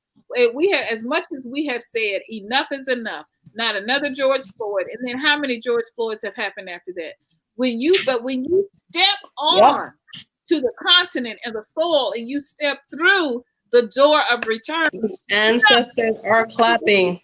Do you not understand that you're opening a whole portal? And so we're worried about the wealth coming from this small amount of wealth that's going to come from the West, from thus giving us from the 40 acres and the mule. You don't understand do you not understand the amount of wealth in the gold and the diamonds and the coltan that is on the continent, and the oil? Tanzania has unreserved oil fields that is on the continent, and that's what you're stepping into. You're stepping into that stream. Come on, preach, queen. Come on now.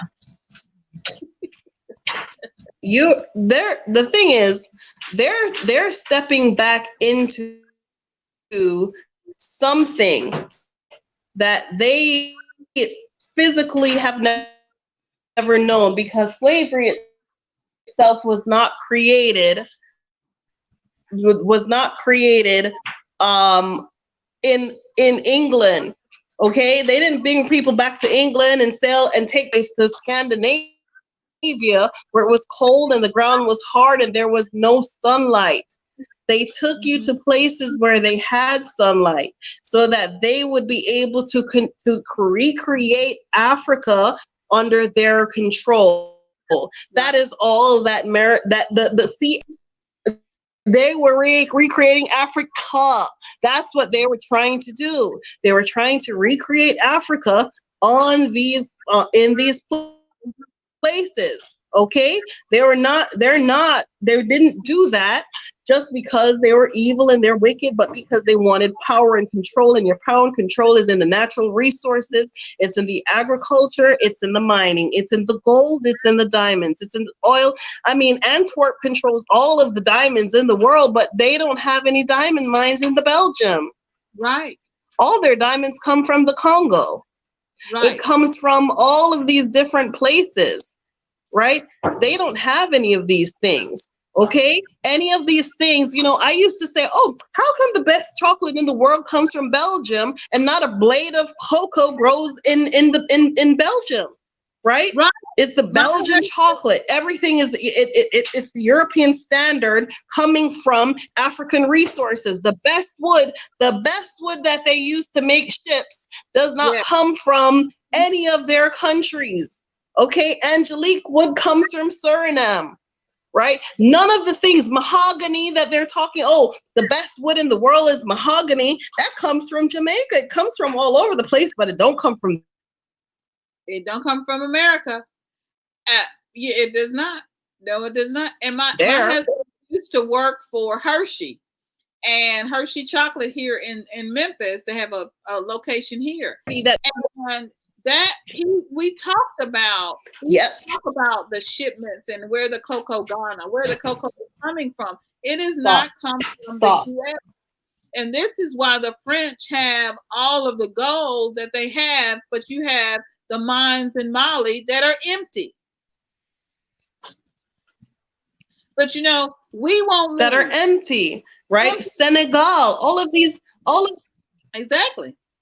All of these French-speaking countries have been raped and plundered by France, but you niggas are taking your money, but you want to go to some Paris.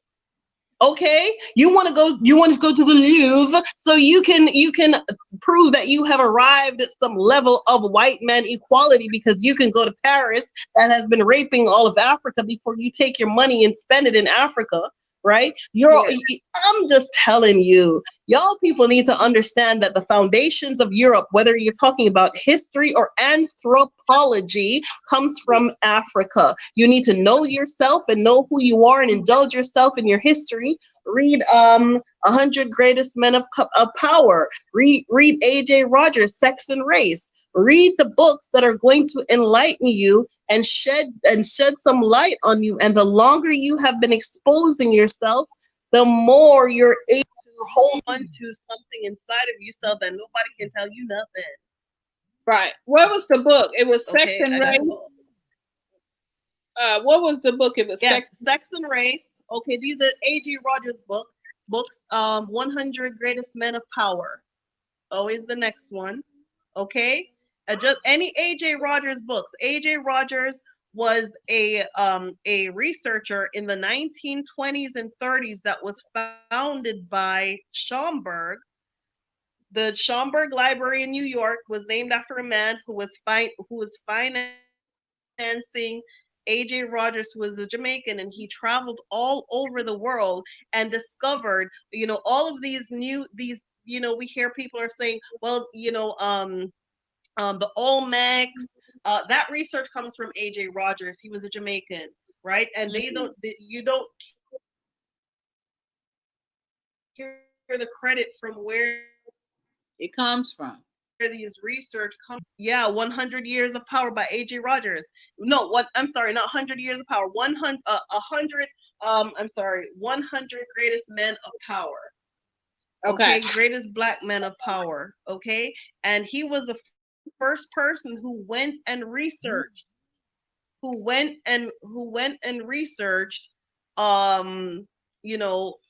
of the history of Africa, and found that there were kings and queens and kingdoms still alive in the 1930s. He's the one who exposed Haile Selassie, or the lineage. Yes, that's it. The lineage of King Solomon in Haile Selassie to the Jamaicans, to the Rastafarians, for them to adapt and respect and recognize that there was a king that they could worship. And the Rastafarian, the word Ras, R-A-S, means head. Tafarian, because Rastafari.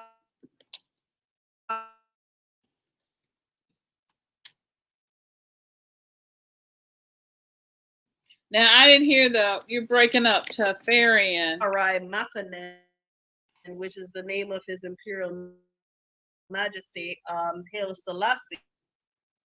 They decided that they weren't going to. I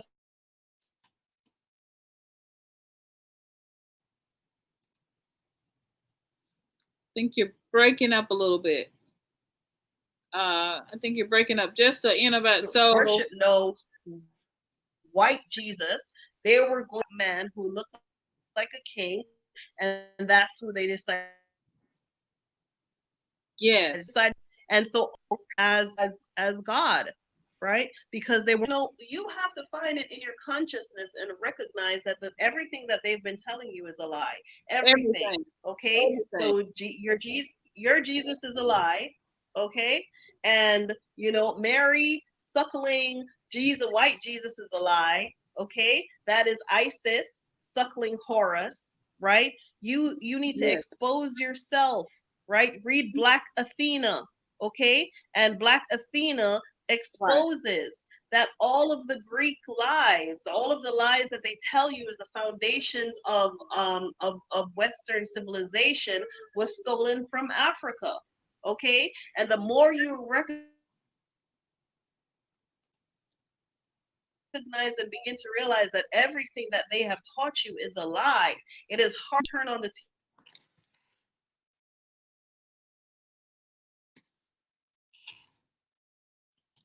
TV. It's hard to are you hearing me? Yeah, you're going it's in hard and to, out. you're not. Say that again. Oh, you're going in and out.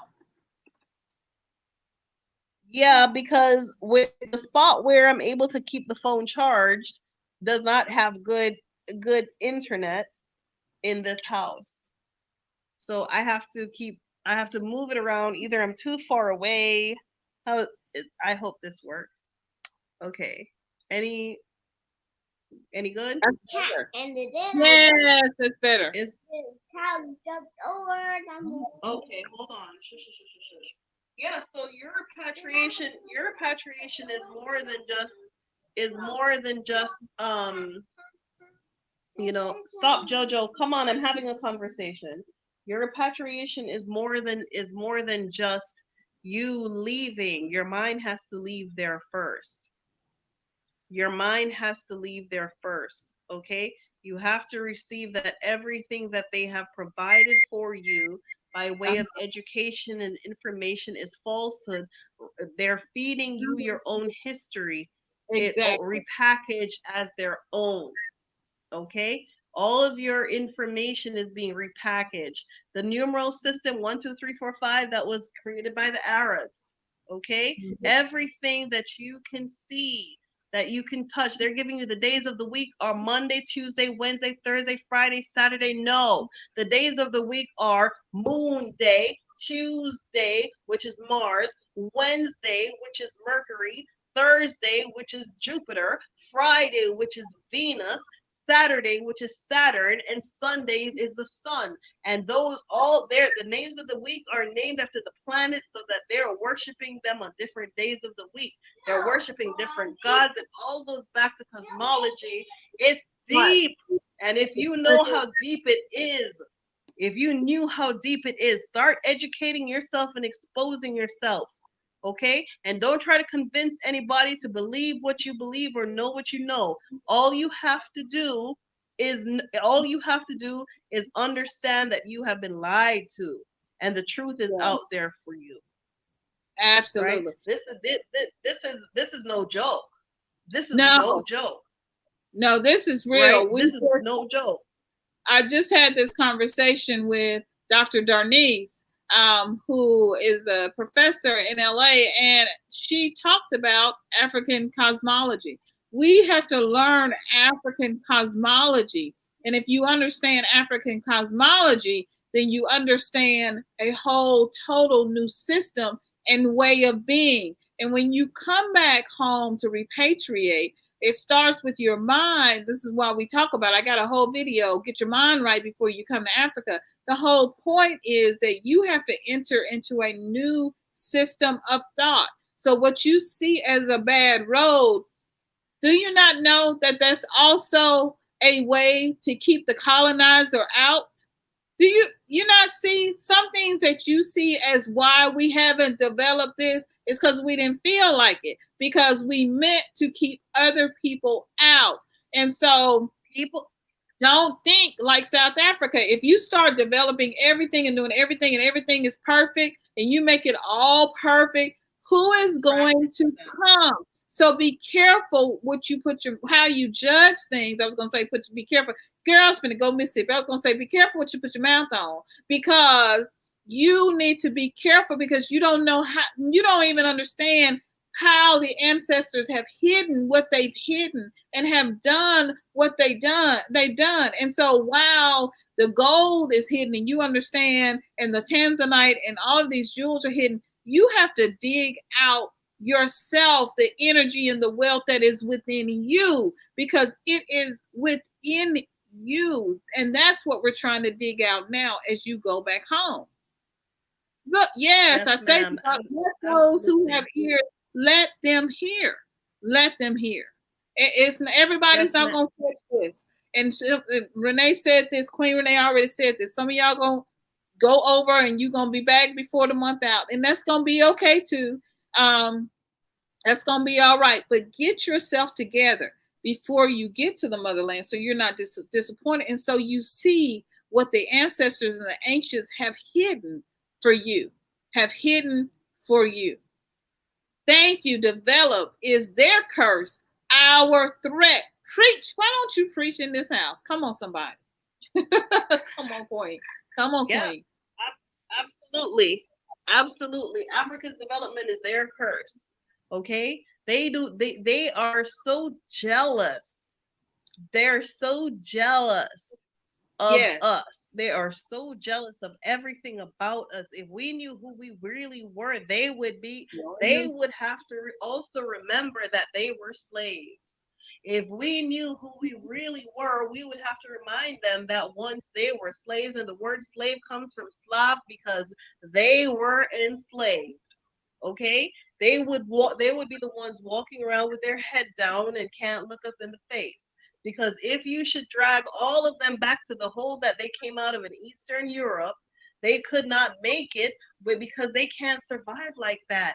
No one can survive like that. So the only thing that they could stand is steal people.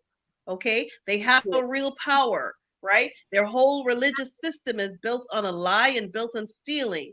Okay? All right. Now, when you talk about if you want to go into the Bible about it, was it Esau? Jacob and Esau. Esau stole the birthright from his brother. Okay? And from Esau comes the tribe, right? That is supposed to be the chosen tribe of God. They're telling you that their God likes a thief. Okay? Yes. So you have to understand their God likes a thief. So they are all about stealing. They're all about taking and robbing. They've stolen land and they've killed off people. They put the Indians on reservations, and they tell them they can only go so far. They've taken their children away from them and educated them how they wanted to educate them. They gave them their own religion. They gave them their mouth. Even the word that are coming out of our mouth, they put that in there. They put this English in our mouth. Okay? They broke us from being able to speak our language to our own people, and speaking to the gods that could understand what we were saying. They put that in our mouth. Okay? They put these clothes on our backs to make us feel like somebody wearing some kind of kente cloth, there was some kind of Shaka Zulu or something. Something must be wrong with them because they are wearing African stuff. They put that in there. They put that in our minds. Okay. Right. But on the day that you wake up and you recognize that, right? They can't say nothing to you. You understand? Exactly, Jackie. They seek, steal, and destroy. Right? But when all of us show up on this continent in numbers, I mean the real ones, when the real ones show up, okay, with the powers of the ancestors behind us, they are going to run like thieves. When these countries start to rise up, when these little countries, when you see the Gambian, you see Ghana, and you see these little countries, Senegals, that they've never heard about, and all of these countries that we don't even see on YouTube, when you see those little countries start to pop it out and start owning, controlling their cocoa and their diamonds and their gold, that's why they don't want you here. That's why they only show you hungry, starving babies. Because once you and your blackness starts owning and controlling everything, they're going to have problems. Okay, they want to take it out of your hands. They are they're inserting leaders with their Mzungu mentality into offices in these African countries. So some of these people that you see are leaders, and they're the president of this or they're that. They're installed. Okay, some of them have been trained from the State Department since they were 13 years old. I know because I saw those programs. Okay. Right. Future leader programs through the U.S. State Department. They take them and they train them and they send them back and they infiltrate these countries at a very early age, right? Yes. So you have to be, so we can't wait for them, those leaders, to do anything for us. We need to show up and we need to show out in numbers. Okay, Exactly. we need to show up and show out in massive numbers and get involved in these industries wherever you show up. Get involved in the industries, get involved in the gold and the diamond mining, put your nose in it, make friends with the locals and get involved in those industries, okay? And put your money behind those things that is going to push those white Mzungus out. That's what we need to do. We're here to push them out. We are here to own and control Africa. That is what we are here to do. Okay, with the help of the Africans, and put the Africans in charge, the Africans that are here for us.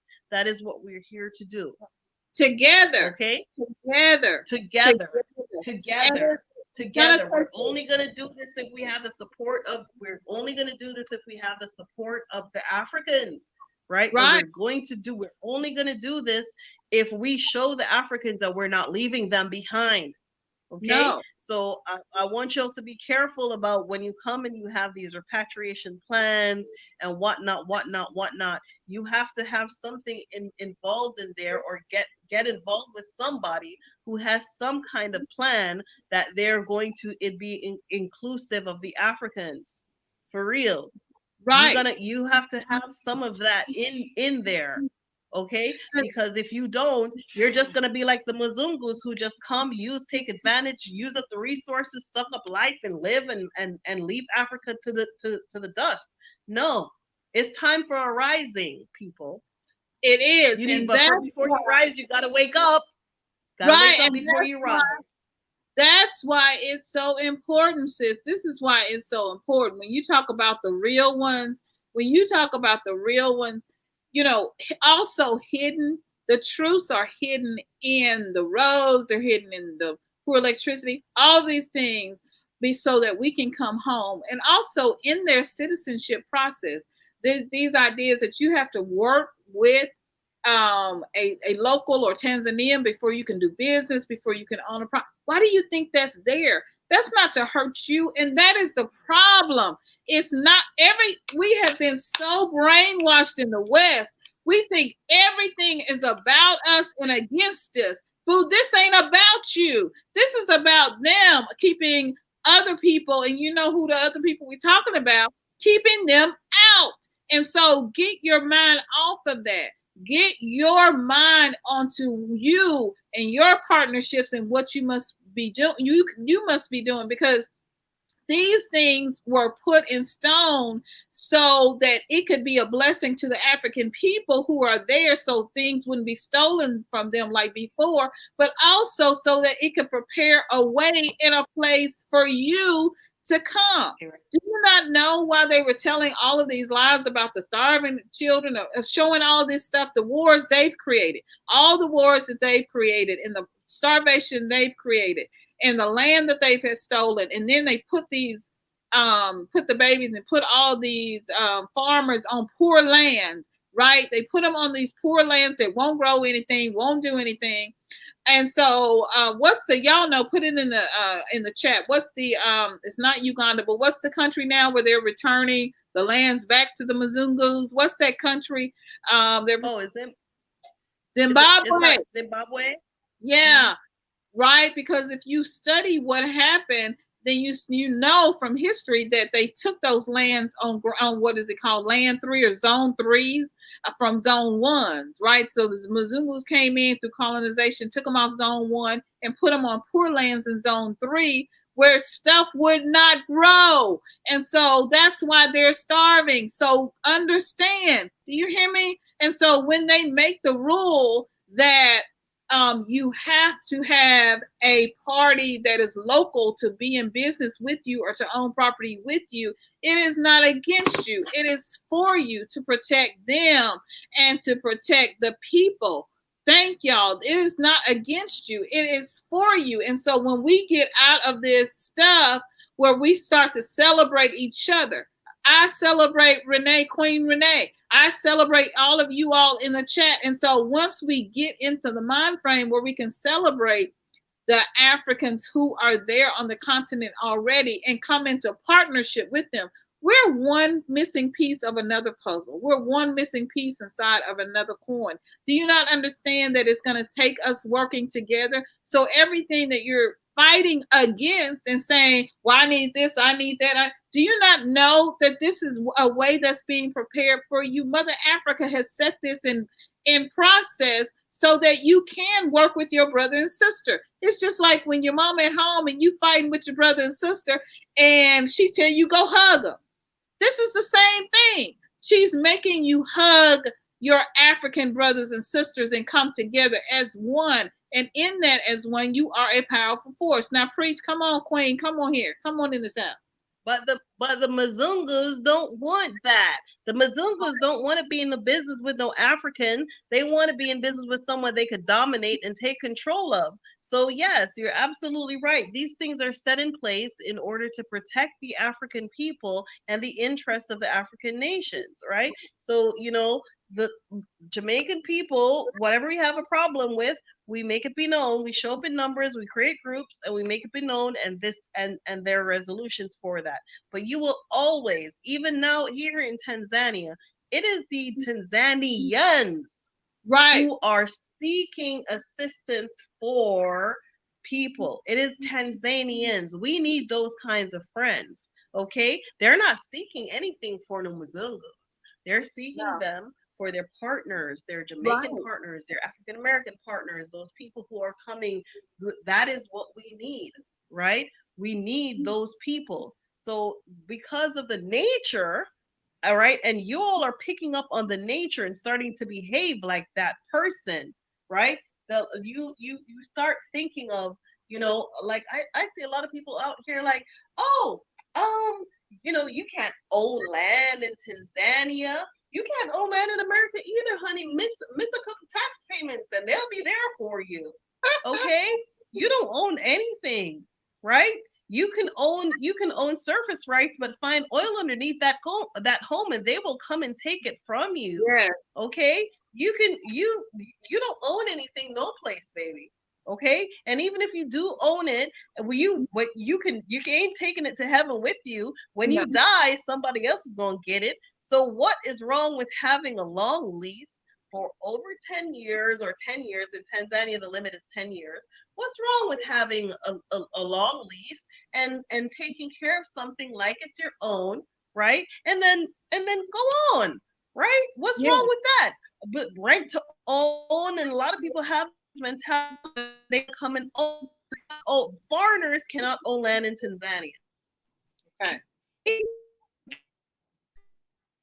You're breaking up just a little bit. The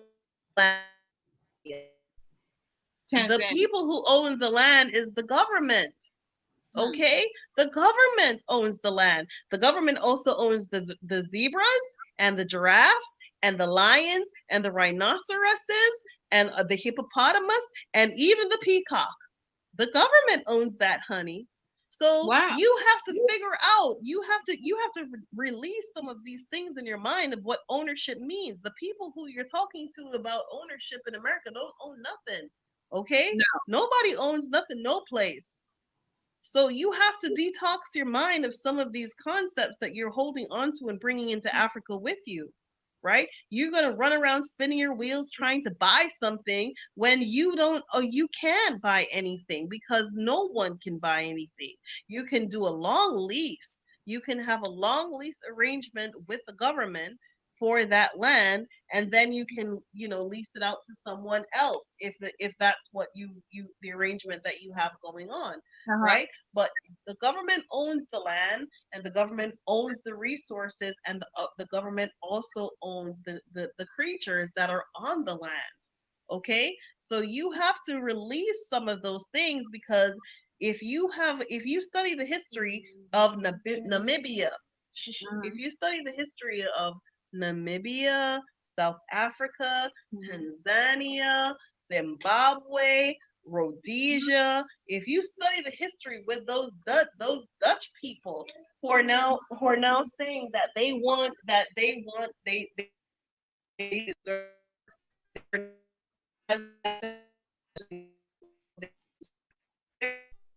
Okay, you're stop, breaking up. Jojo. Stop. Now, Yeah, I'm sorry. no, Yeah, if you study the history of those countries, I'm sorry. go ahead. You're good. You're good now. If you study the history of those countries, you will find that I lost my train of thought with Jojo over here, but you will find that those countries experienced an immense amount of suffering at the hands of the Germans. Okay, they had parted up Africa at what they call the Berlin Conference. Okay, and all of then all of a sudden some German people came and slashed and burned and killed and took and raped and maimed and took all of your people away, right? Can you imagine that they sat somewhere in Germany and said that we are entitled to the resources of Africa because we are the superior race. So those of you who subscribe to Darwinism as the evolution of truth, or Darwinism for evolution, you need to read the full title of what Darwin's evolution says. It says the survival of the species, or the popular races, right? So it is all about racism. So this idea of evolution is only designed to undermine the Black man, right? So and there are multiple philosophers who have challenged, African philosophers who have challenged that theory, because it still is a theory. It is not the truth, and they keep talking about it like it's the truth. There is no evolution, because if there was evolution, white people would be better by now. White people would not be the same stealing, killing, murderous, evil, cruel, divisive animal that it has always been. So no, I don't believe in evolution, because they ain't no better. Okay, no, so I jumped. Like in the West, we wouldn't be sitting here arguing over who gonna wear a mask and not wear a mask and punching people out because you didn't wear a mask. Does this sound like an elevated race of people? Does this sound like people? Have you said exactly? Thump. Yep. I mean, does this sound like an elevated group of people? We're out here fighting over a mask, over all of this foolishness, punching people out in the store. And they said we were the hood people. They said we were the backwards race. You see what I'm saying? This is a theory. Oh, we're the civilized. Oh, I understand. Right? Yeah, we're the civilized ones. And we are the civilized ones. We are. We are the civilized. When we see people show up, we're going to welcome. Right. You know, we're the civilized. We're the kind ones, right? Because that is why their society does not work with us. That's why we're so far behind in their society. That's why we're not succeeding in their society, because it doesn't work with us. It is not an Afrocentric, sharing, caring environment of support and guidance. It is not that kind of party. So it doesn't work for us. It doesn't work for us, because it's not we don't mesh that way. Okay, if you say you're going to have Thanksgiving dinner, right? Somebody you invite a bunch of Black people, right? They're bringing food. They're like, what am I going to bring? Can I bring the sweet potato? But you invite them. These Mazungas, they come over to eat. Right. They don't eat. It doesn't even occur to them, right, that they should also contribute or bring something. And we need to realize that we are thinking along those paths of take. Okay, and we need to uninvite those spirits of Mzunguism that is around us. We need to uninvite them to the party. To Okay, go. sharing that you have to understand something that I'm about to say, and listen to me very, very carefully. This mentality of I can't share, or capitalism, or if I give you some, I'm gonna have less. That comes out of a mentality of having less. It comes out of a mentality of want. And where does want come from? It comes from a mentality of not having enough resources, not having enough sunlight, not having enough agriculture, not having enough seeds, not having enough milk, not having enough everything. So if you come and ask somebody for an egg, there is no more eggs, so they can't give you an egg. So they teach you how to be selfish. They teach you, like, she wants some of my money and she can go have a job, she can go do this. Why do I have to do this for her? Okay, that is white people thinking.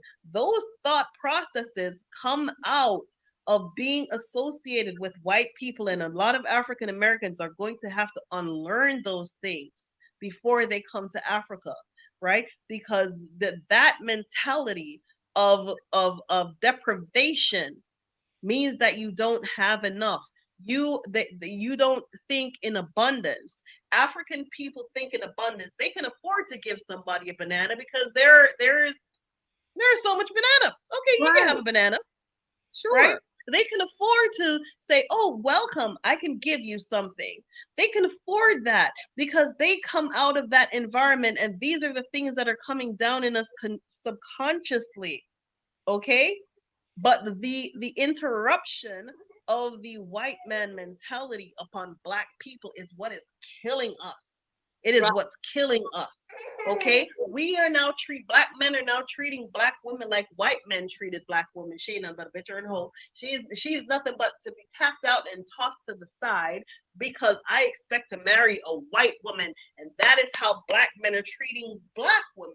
That they run through them like some kind of train running through a tunnel. They do all kinds of stuff. They dehumanize them and do all kinds of things in their music, in their media, and then they go and marry a white woman, which is what white men used to do when they went and kidnapped a Black woman from Africa, used her as their bed wench on the ship, and then went and married a white woman. So they're teaching you to adapt the way how they treat Black women as normal, right? And that is the break in the society. We're breaking, or they have broken all different kinds of levels of behaviors with Black people amongst each other because we have been associated with them for too damn long. 500 years, a long time. Yeah. We've been associated with them for too long, especially those living in Africa, in America. The difference between African Americans and an Afro-Caribbean nation or Trinidad is the British came to us, colonized us, and when we said get out, they sailed back to their country. Okay?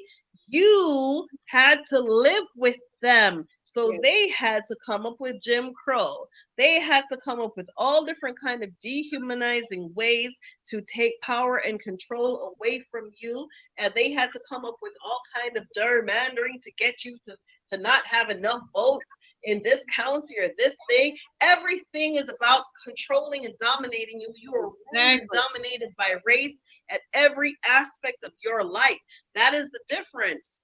Okay, and so there is a level of detox that has to happen, and the detox happens by exposing yourself to what you need to see, not what you shouldn't see.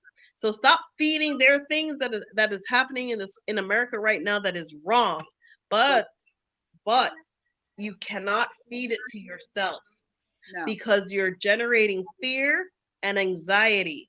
Okay, see it, cry, get over it, and move on to reading and learning a new skill, new things. Put things into yourself because it is not by mistake that they're murdering Black men and putting it in the media for everyone to see. They need you to be hurt. They need that energy to be released to feed whatever demon that they've got chained up underneath their basement. They need that energy to be released. Okay, and you need to not release that energy. You need to take that energy and put it into you, put it into something positive. It's like they're poured blood on the ground, but you need to push out a flower. Right. Okay, that's how you have to look at it. They have poured hurt into you, but you have to push out something good, because only bad will come out if you keep feeding yourself bad. You have to transform that energy yourself, right? Because these things are real. Right. And it's only you who is going to fix it and address it. They're trying to dehumanize you at all levels. They're dehumanizing your children. They're dehumanizing your daughters. They're dehumanizing your sons. They're turning them all into all kinds of homo this and that. Homos and bitches and hoe from early from the very beginning. Okay, your teenagers are no longer teenagers. Right? They're cockroaches now. Right? So they're doing their best to break your spirit. A lot of you are broken in many places, and you're going to have to fix yourself. You're going to have to work on you.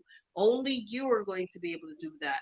Okay? You need to stop yourself in that and say, this is not right. This is not me. This does not look like me. It doesn't feel good. It doesn't feel like me. And I want to like me. So I'm not going to act like this or do this, because this doesn't work for me or my kind. Right. Okay, so you have to adapt a tribal mentality of me and my kind. If it doesn't serve you and your kind, don't do it, whatever it is. Because we have been, what they fed to the enslaved Africans, to our ancestors. And those who have ears, let them hear. Because some things we're speaking are metaphorically. So some of you are going to, don't get off on the small thing of what was said. Get off on the whole entire message. And some of you all are getting the message. You understand the message. We know every man doesn't talk to women like that. We get the look. Don't get off in the small thing. Understand the bigger picture. Don't be in the minute. Because what they fed. What they fed the enslaved Africans were the chitterlings. We want to say chitter. Now we want to say chitterlings. So don't sit here and eat the poop of what they did. You understand what I'm saying? It's now time for you to recognize that shit, there was a time we didn't know that was shit, but now we know that that's poop. Okay? Y'all know I don't curse a whole lot on my channel. I don't like to, because at home I was raised by sailors, and so I can't get it started. But I'm just saying, I try to be good. But I'm saying the poop, now we know that it's poop. It's time for you to choose something. It's time for you to choose mangoes and coconut and watermelon. Go back. The stuff they laughed at you about and called watermelon. Black folks love watermelon and all this, and black folks, all that stuff, right? That was, you used to see people. Right. Go back to that now. Seeing people drink right straight out the water, out of the coconut. And you look and not be thirsty. This time for you, I used to walk in Mississippi and drink when we get thirsty, and eat honeysuckles, because in there, right out of it, you pull that out of the flower, and here comes the water. What I'm telling you is, we have eaten poop for so long. Let those that have ears, let them hear, that we don't even understand. We don't even understand what is going on. So it is time. It is time. Look, we want to get to, I got 2 things that I got to do, because hubby sent me questions last night when I told him you were coming on. We got to get through these questions that hubby sent me. And for those of you all who might want to repatriate to Tanzania, we want to get through these questions. And then we're going to go to your XodusAfrica.com. So we're going to do that. Ma'am. We're going to do yes, ma'am. It's 9 p.m. here, and Jojo is showing me all kinds of signs that she is ready for some attention. So first, we're going to get through these quickly. Is there a deposit? Okay. Is there a deposit? Go ahead.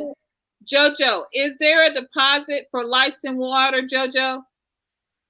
When we come, a deposit for light and water. Yes. Okay. So for electricity is ran by electricity is ran by a device that you pay and you put money on it. Okay, so it's a prepaid system. Just like those prepaid phone cards that some people have that don't have stop Jojo. Yeah, so it's a prepaid system. Um, I have not paid a deposit for water. I didn't need to pay a deposit for water, so I don't have those issues here. So when you went up to get your light started, you know, and your water started for the first time, there's absolutely no deposit or anything like that. You just prepaid. No, not in my case. Okay. Not in my case. There was water on both properties, the one where I live and down at the Xodus house. There was water there. All I had to do was pick up the bill and continue on. Okay. Yes. How is the process for opening a bank account? Are there any issues getting money from American banks? I know people in the Gambia have been talking about credit card issues, paying with credit cards, but what's that process like? No, I have no issues. My bank card works. It takes the money straight out of the ATM in America, so we don't have those issues here. You don't necessarily need to be a Tanzanian to have a bank account here. So, you know, it's a little bit more further ahead. Yeah. Okay. So bank cards work. Okay. Very good. We just have two more. What was your biggest challenge once you got there? Oh, my biggest challenge was internally because I had to get over the fact that I knew I should have left a long time ago. And I went through a period where I was just looking around at all this lush and beauty, and I was just in awe of what I was surrounded by, and I felt ashamed in myself that I did not leave earlier. And you know, I kept saying to Jackson that I can't believe I spent so much of my life in such dirt, and I knew better. And so that was my biggest challenge. You know, because to me it was like I had arrived at self-actualization, which we know about Maslow's hierarchy of needs, and self-actualization is the very last thing. And I arrived there, and I can't believe that I did that to myself for over 20 years, that I knew I was supposed to be out and in Africa, and I stayed in that gutter for so long, and it hurt me. It hurt me mentally to know that I could have, I had the resources to, and I was just holding on to that country like a bad marriage. Like they had no use for me or purpose for me. You know, they didn't. My purpose wasn't blessed there, and you know, it was just like, wow. Yeah, absolutely. You know. And number 4, this is the last one, is a A, B, and C question. Hubby, I hope you are watching and listening. I'm doing what you asked me to do, babe. What is required for the rental process? How many months do you normally have to pay? Is it like a 3, 6, or 12? And is there an agent fee? Okay, yes. So what Mega Fully asks, usually the rent is like 1 year to 6 months in advance. Mega Fully asks landlords, it's not enforced, but Mega Fully asks landlords to make concessions to accept 3 months if wherever possible, because it was very difficult. It was a very difficult time after coronavirus. So some landlords made that concession to say they will accept 3 months rent. And for me, you know, I needed to be able to, because it's a big chunk of money to come up with at once and then furnish the place and then put in appliances, because you don't get appliances with these places. You don't get washing machine, you don't get a refrigerator, you don't get stove, and it is daunting, and it is anxiety bending, because we have been coddled into that in America, you know. So you have to budget for that when you're looking to rent. So for me, it did not serve me to pay a year or 6 months ahead and then still have that to go with. There is an agent's fee.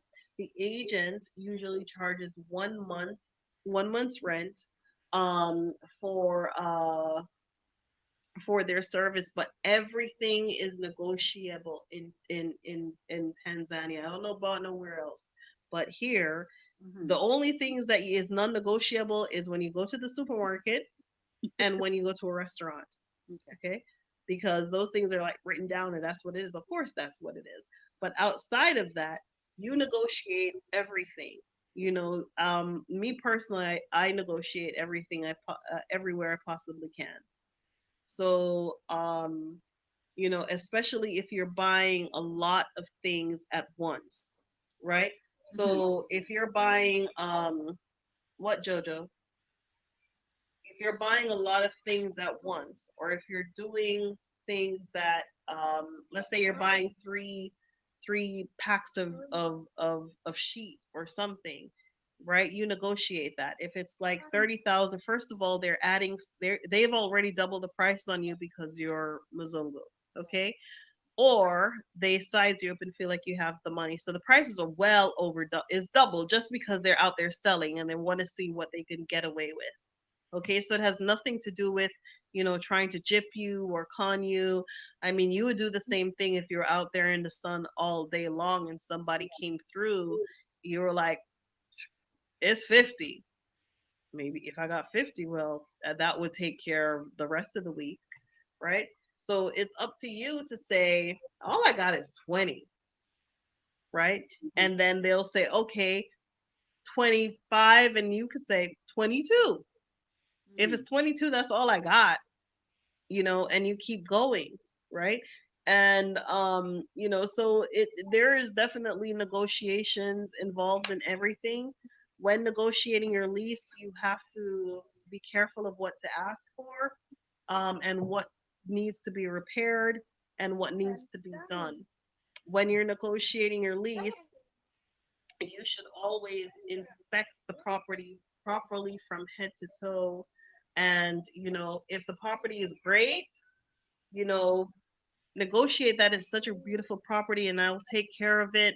And, but I don't have all of this money, but I can pay this. Okay. The landlord wants somebody who will take care of their property, right? They also want to make money, but more than anything, they want to make sure that their property is going to be cared for, right? And if the property is like, it needs a lot of work, you also have to use anything that you see as leverage, as an opportunity to bargain with, right? So, and another part of that is feeling out the person, is feeling out, is having people skills to know who you're dealing with. Are you dealing with somebody who's accustomed to money and doesn't need your money? They're not going to negotiate with you, right? Are you dealing with somebody who who is looking for the best tenant for their property? And you have to feel people out, and when you demonstrate that you are the best tenant for this property, then they'll make concessions for you because they will want you as much as you want them. Right. Absolutely. So those are some of my tips for negotiations. And when it comes to your lease, the process is, so you look at the property, and after you see the property and you speak to the landlord, then you meet the landlord. After you met the landlord, you negotiate with how you want to, with the lease. And then, sorry, Jojo. And then after that, you sign the lease when you come to an agreement, and then you make the deposit into the bank account, the landlord's bank account, or you give the landlord, however, M-Pesa, whatever.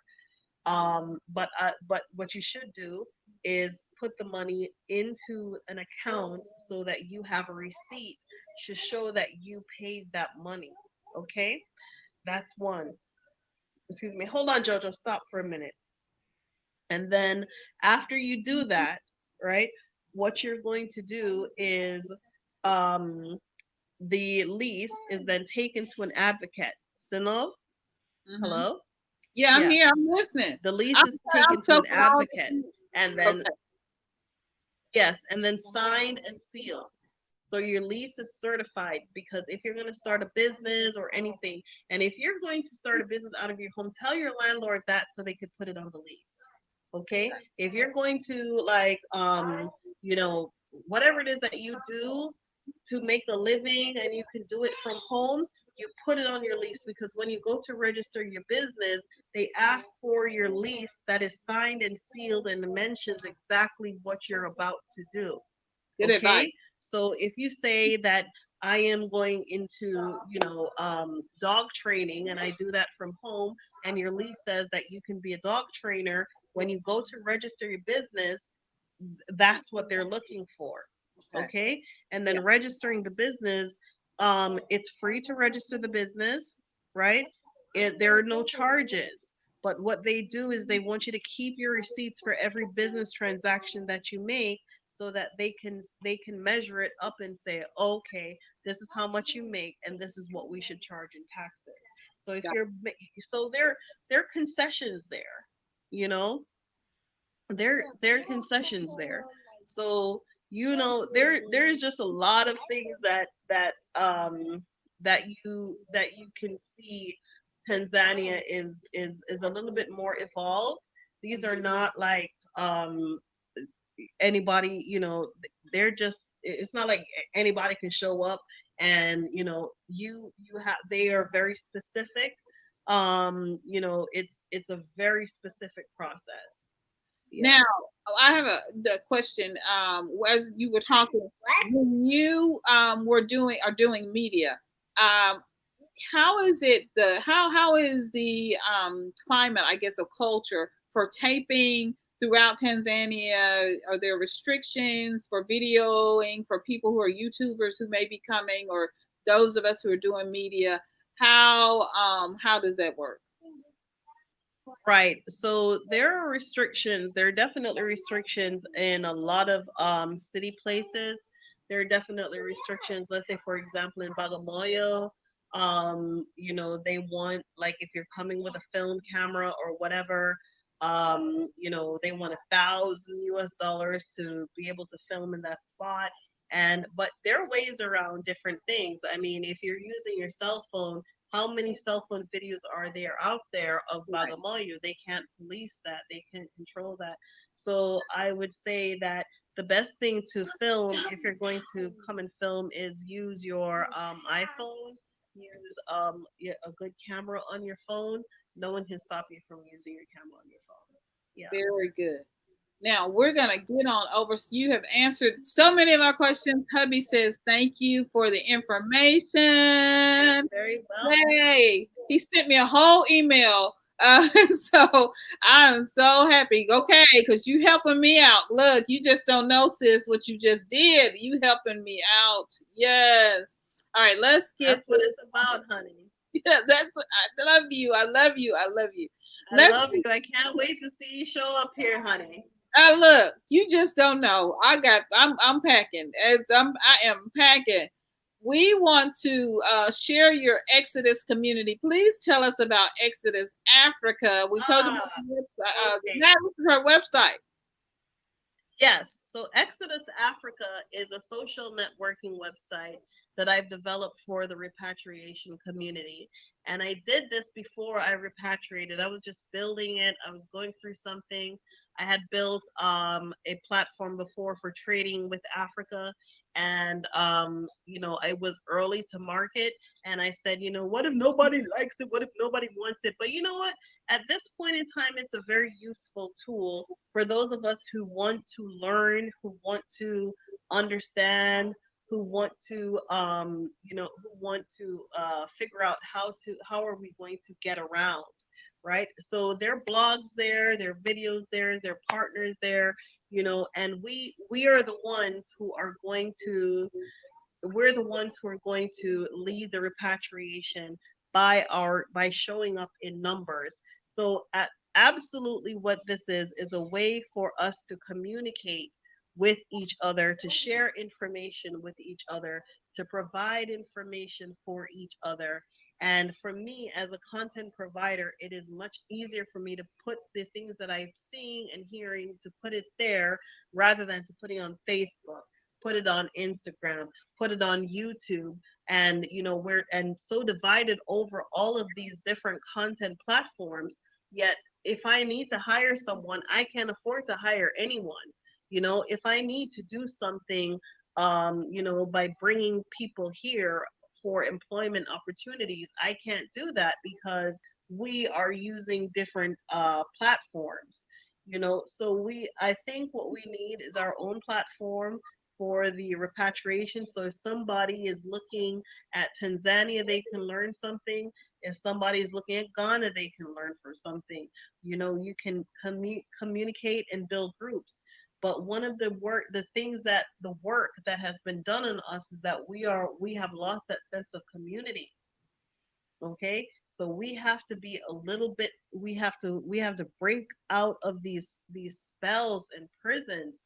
And the social media sites is just another place for you to be powered and controlled and manipulated, right? And some of these groups and chat rooms on Facebook, they're either funded by the Russians or set up by the CIA to see how many people they can catch and how they can subvert your thinking and your thought processes by telling you all different kinds of crap.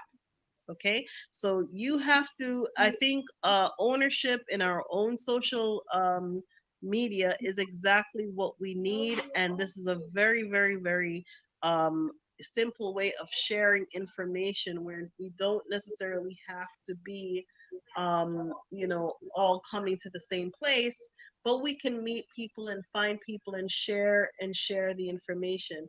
We have to go to like 12 different Facebook groups Right. to get anything. There's my Facebook group, African Exodus After Rona. There is other Facebook groups, Black Female Leaving America for Africa. There is the Repatriation to Ghana Facebook. There is the We's Going to Tanzania Facebook. I mean, there are so many different groups. What if we took that energy and we put it into one platform, and we're able to then turn that network into something that we can hire people through, similar to Facebook? What if we are recreating a Facebook in Africa, that we can hire our own people, the people who are worried about getting jobs? Why can't we teach them how to code and how to have some kind of skills that they can do this from anywhere in the world?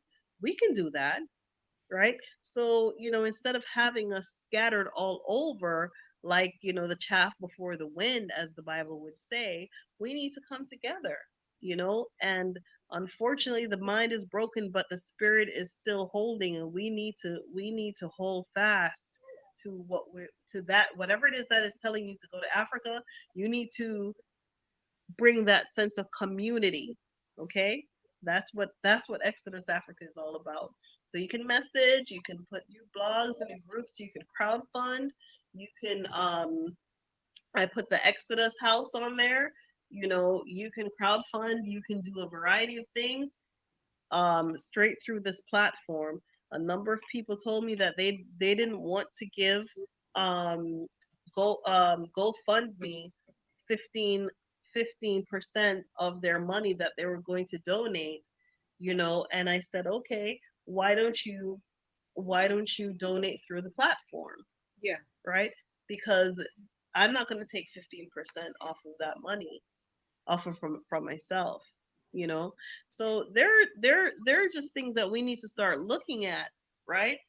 There are things that we need to start looking at, right? That people are going to be here, and they're going to be having farms, and they're going to want funds, right? People are going to be here, and they're going to be raising cows or whatever, and they're going to need funds, right? So we have to own and control that funding platform, right? So um that's what Exodus Africa is about, is creating an industry around this repatriation movement. Yeah, for real. For real. For real. That's just real. Now, You have done so much. You are so amazing. Of course, I say this when you see a queen who's working and doing her thing in her element, in her gift, using all of the Black excellence and intellectuality that the Most High has endowed with us. We break through barriers. You are breaking through so many barriers, Queen, and I am just in awe of the work that you are doing. And I bless you. I bless you. I bless you. I bless you. Now, please share with us as people are sitting there typing, because I know what y'all are doing. Y'all are trying to get over to Exodus Africa and already typing out your profiles. But hold on just a minute. The Queen will speak once again. Please, as the Queen speaks, please share with us your final thoughts on us repatriating to Africa, or anything that you would like to share. So my final thoughts on us repatriating to Africa is, you can do this, right? You can do this. There is nothing that is that in that melanin that you cannot do. Okay? That melanin is all about greatness. It is the mysteries of the universe bound up in flesh. And if you are determined to leave that place that does not respect you or appreciate you, you can do this, right? It's not above your head, it's not out of your reach. It is not beneath you. It is not it's none of those things. And it's not uncertainty. Okay, wherever you show up, you're going to find a friend. If you show up in Africa, you're going to find a friend. There are friends all over the place that you just not have met. You're not going to another America where people don't like you. You're Right. going to another a place that you have never been, that you weren't told about, that you will be loved, and who want you there. Okay, so Africans want you in Africa, right? And you just need to hold on to that and realize that you're not going to another America and people are different, right? You're going to make friends. You don't know nobody. Don't worry. You'll make a friend on the plane. I did. I made 3. Okay? You don't know where you're going to live. Don't worry. There are plenty of places to live. And if you don't find somewhere to live, guess what? They don't have no social services, but there are no homeless people walking around, because they got people who will help you. You will be helped. Okay? But help yourself. Help yourself. Yeah, help yourself. Love yourself. Think for yourself. That's what you need to do. Okay? So stop putting hurdles in your mind. Don't put no more hurdles in your mind about this home ownership, land ownership, citizenship. All these ships are only going to lead you to shipwreck, honey. You need to let go of them ships. Okay, they're not going nowhere. They're dragging you down like the Titanic. All right? All you need to do is put your mind right and make the decision to leave and get out, because it's over. I was gonna do a book, a live stream on the entire book of Exodus for y'all, so you can understand what you're up against and who you are. Okay, and I refuse to believe that I'm dealing with the same kind of people that left Israel stiff-necked and uncircumcised in the ears and in the mind. I refuse to believe that I'm dealing with those kinds of people. Okay? And if you're the kind of people that nobody can tell you nothing, don't come here, because you're going to have to need to be told, and you're going to have to need to listen. You're going to have to need to be told and need to be listened. You have to adapt a spirit of humility. Okay? Like my landlady, when I go to her house, I stoop, I bend, I bow, I bow to her. I bow to her husband, and I appreciate them. They treat me like a daughter, and I treat them like parents. When she's sick, I run and I get coconuts. I do anything to make her better. Okay? So you have to really understand that spirit of humility, that you are not too good for anything. Okay? You have to have that in you. If you don't have it in you, you're going to be very disappointed and you're going to be very broken off of trying and wanting to to dominate and control every little aspect of your life, right? So I think I've said a lot. You have. You have. Thank you so much. You have. You've shared beautifully everything. You're welcome. You're welcome. You're Thank you, JoJo, welcome. for being here with us, JoJo. You're And welcome. thank you, Queen, for being here with us. I have one. Yo, that's baby. Baby's beautiful. Yes. Yes.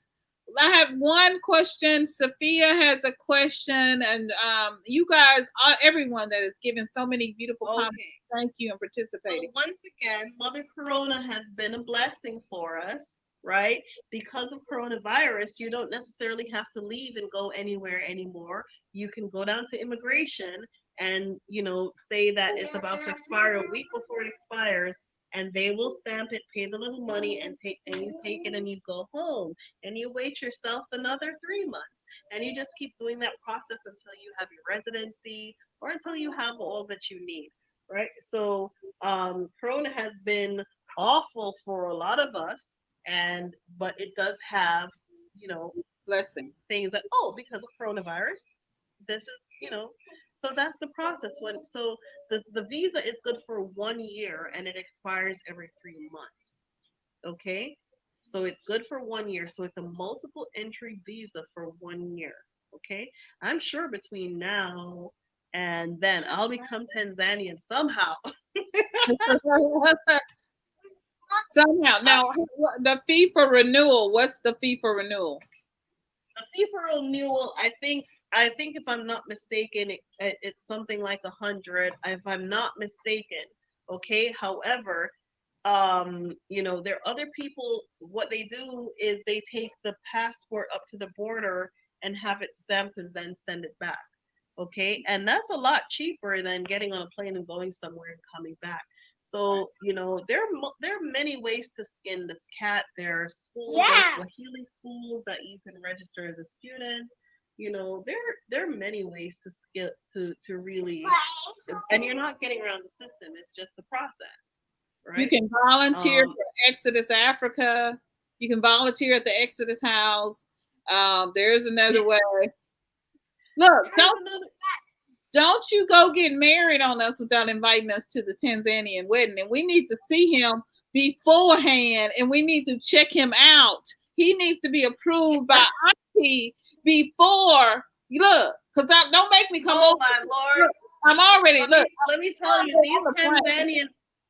Yes, ma'am. These Tanzanian men are on a different level of manhood. Okay, even the young boys who are about some sense, they're on a different level of manhood. Okay, so I have to take my hats off to them. Jackson is one of them. Dennis is one of them. I have so many young men, and I'm like, you're what? You're 22, 23, and you're so professional. You're so, they're just on a different level of manhood. Meanwhile, we're out here, in America. It's like that's what we have to deal with as men. So I mean, I met someone today. He was selling shells and I was buying something else. Look, wait, hold on now. I was like, okay, shell trader.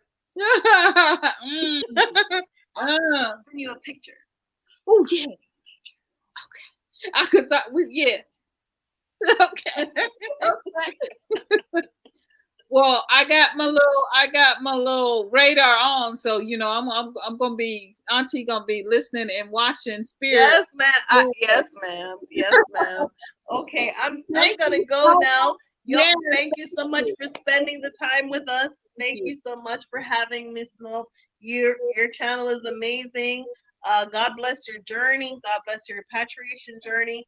I hope you raise above and beyond what you need to make it here as soon as possible. Okay, because it's time for us to go. We really have to go. We have to go. Yeah, and we're here to receive you when you come. Thank you. Yes, ma'am. Okay. Bye, JoJo. Bye, Queen Renae. See you guys. Bye. Bye-bye. Okay, guys, that was amazing. Thank you to the Queen. Of course, she's amazing. I put all of her socials below. YouTube, the Exodus, Africa website. I put all of her socials below. So please, please, please go check her out. And I need you to know that Exodus is upon us, that we are going to exit out of here. Yes, there are some other other opportunities and other social media platforms, but I'm going to tell you one of my favorite platform right now is Exodus Africa. Please go check that out. She has just a beautiful platform, and you can see the excellence and the work that she has put into it. And so I am just excited. I am excited. And I'm grateful for all of you. I'm grateful for the work that you have done. You hear me? I love you guys so much. I'm so grateful to you for showing up week after week, broadcast after broadcast. You are a blessing to me. 39 likes. Thank you so much. Thank you, Jackie, for the reminders. 39 likes. We are getting there. We love you. We bless you. We thank. This has been a wonderful day. Kwame's going to listen to this. He's listening on his way home, but he's also going to be listening to the replay. So those of you in the replay, I thank you. Thank you so much for listening to the replay, because this has been so good. Now, all her socials for Renae at the Exodus House, for Exodus Africa, she's on YouTube. Her group, I put her Facebook group. I put all of those links so you can connect with her, connect, and you can get your Exodus plan together. Jackie, I couldn't do this without you. I appreciate you for being on the stream with me. It makes it so much easier, helping me with the likes and all the things you do. Thank you. You are welcome, Tiana. I appreciate you so much. I appreciate you, love. Each and every one of you who showed up today, those of you on the chat, in the stream, those of you who are listening and don't comment, I love you too. I just hug you guys. Love you so much. Now, look, so much going. I'm not even going to recap, because the geopolitical nature, the prosperity and wealth that exists on Africa, we have no idea. While we're waiting on 40 acres in the mule, look, y'all better go and get y'all some Tanzanite and some of these diamonds and oil.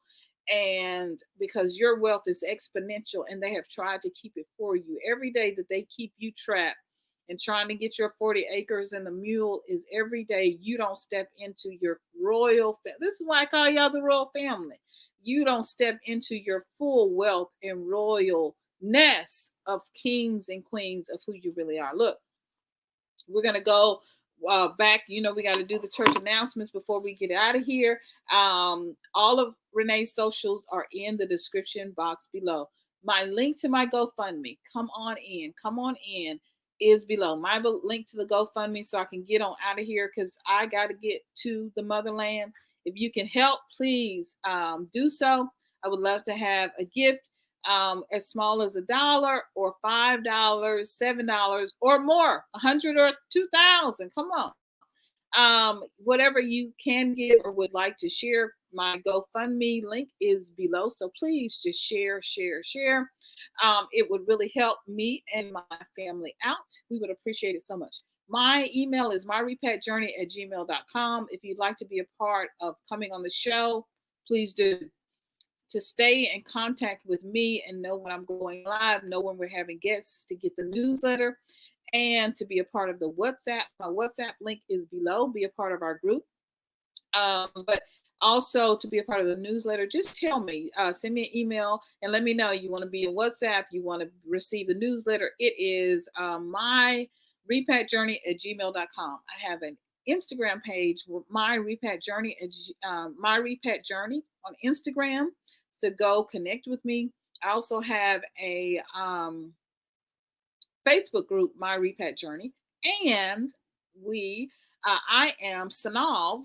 There it is over there. I'm SYNOLVE on all my socials. So SYNOLVE on Facebook, Instagram, YouTube, Twitter, everywhere. Just look for me. I'm SYNOLVE. And I have been so pleased, and I am so grateful to be your host. And I am so grateful and thankful that you chose to be spending this time with me. And I'm grateful that you have repatriation plans, and that you are getting into the continent. You're getting your repatriation, your exit plans together, because we're going to get to the motherland together. So be strong and know how much I love you. You, you, you are amazing.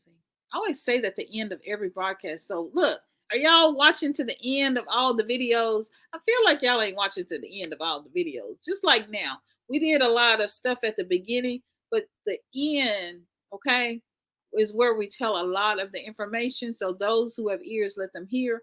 Don't jump off of these things too quickly, because the information you need is often hidden. And we do this for a reason, because we got agents out here, y'all.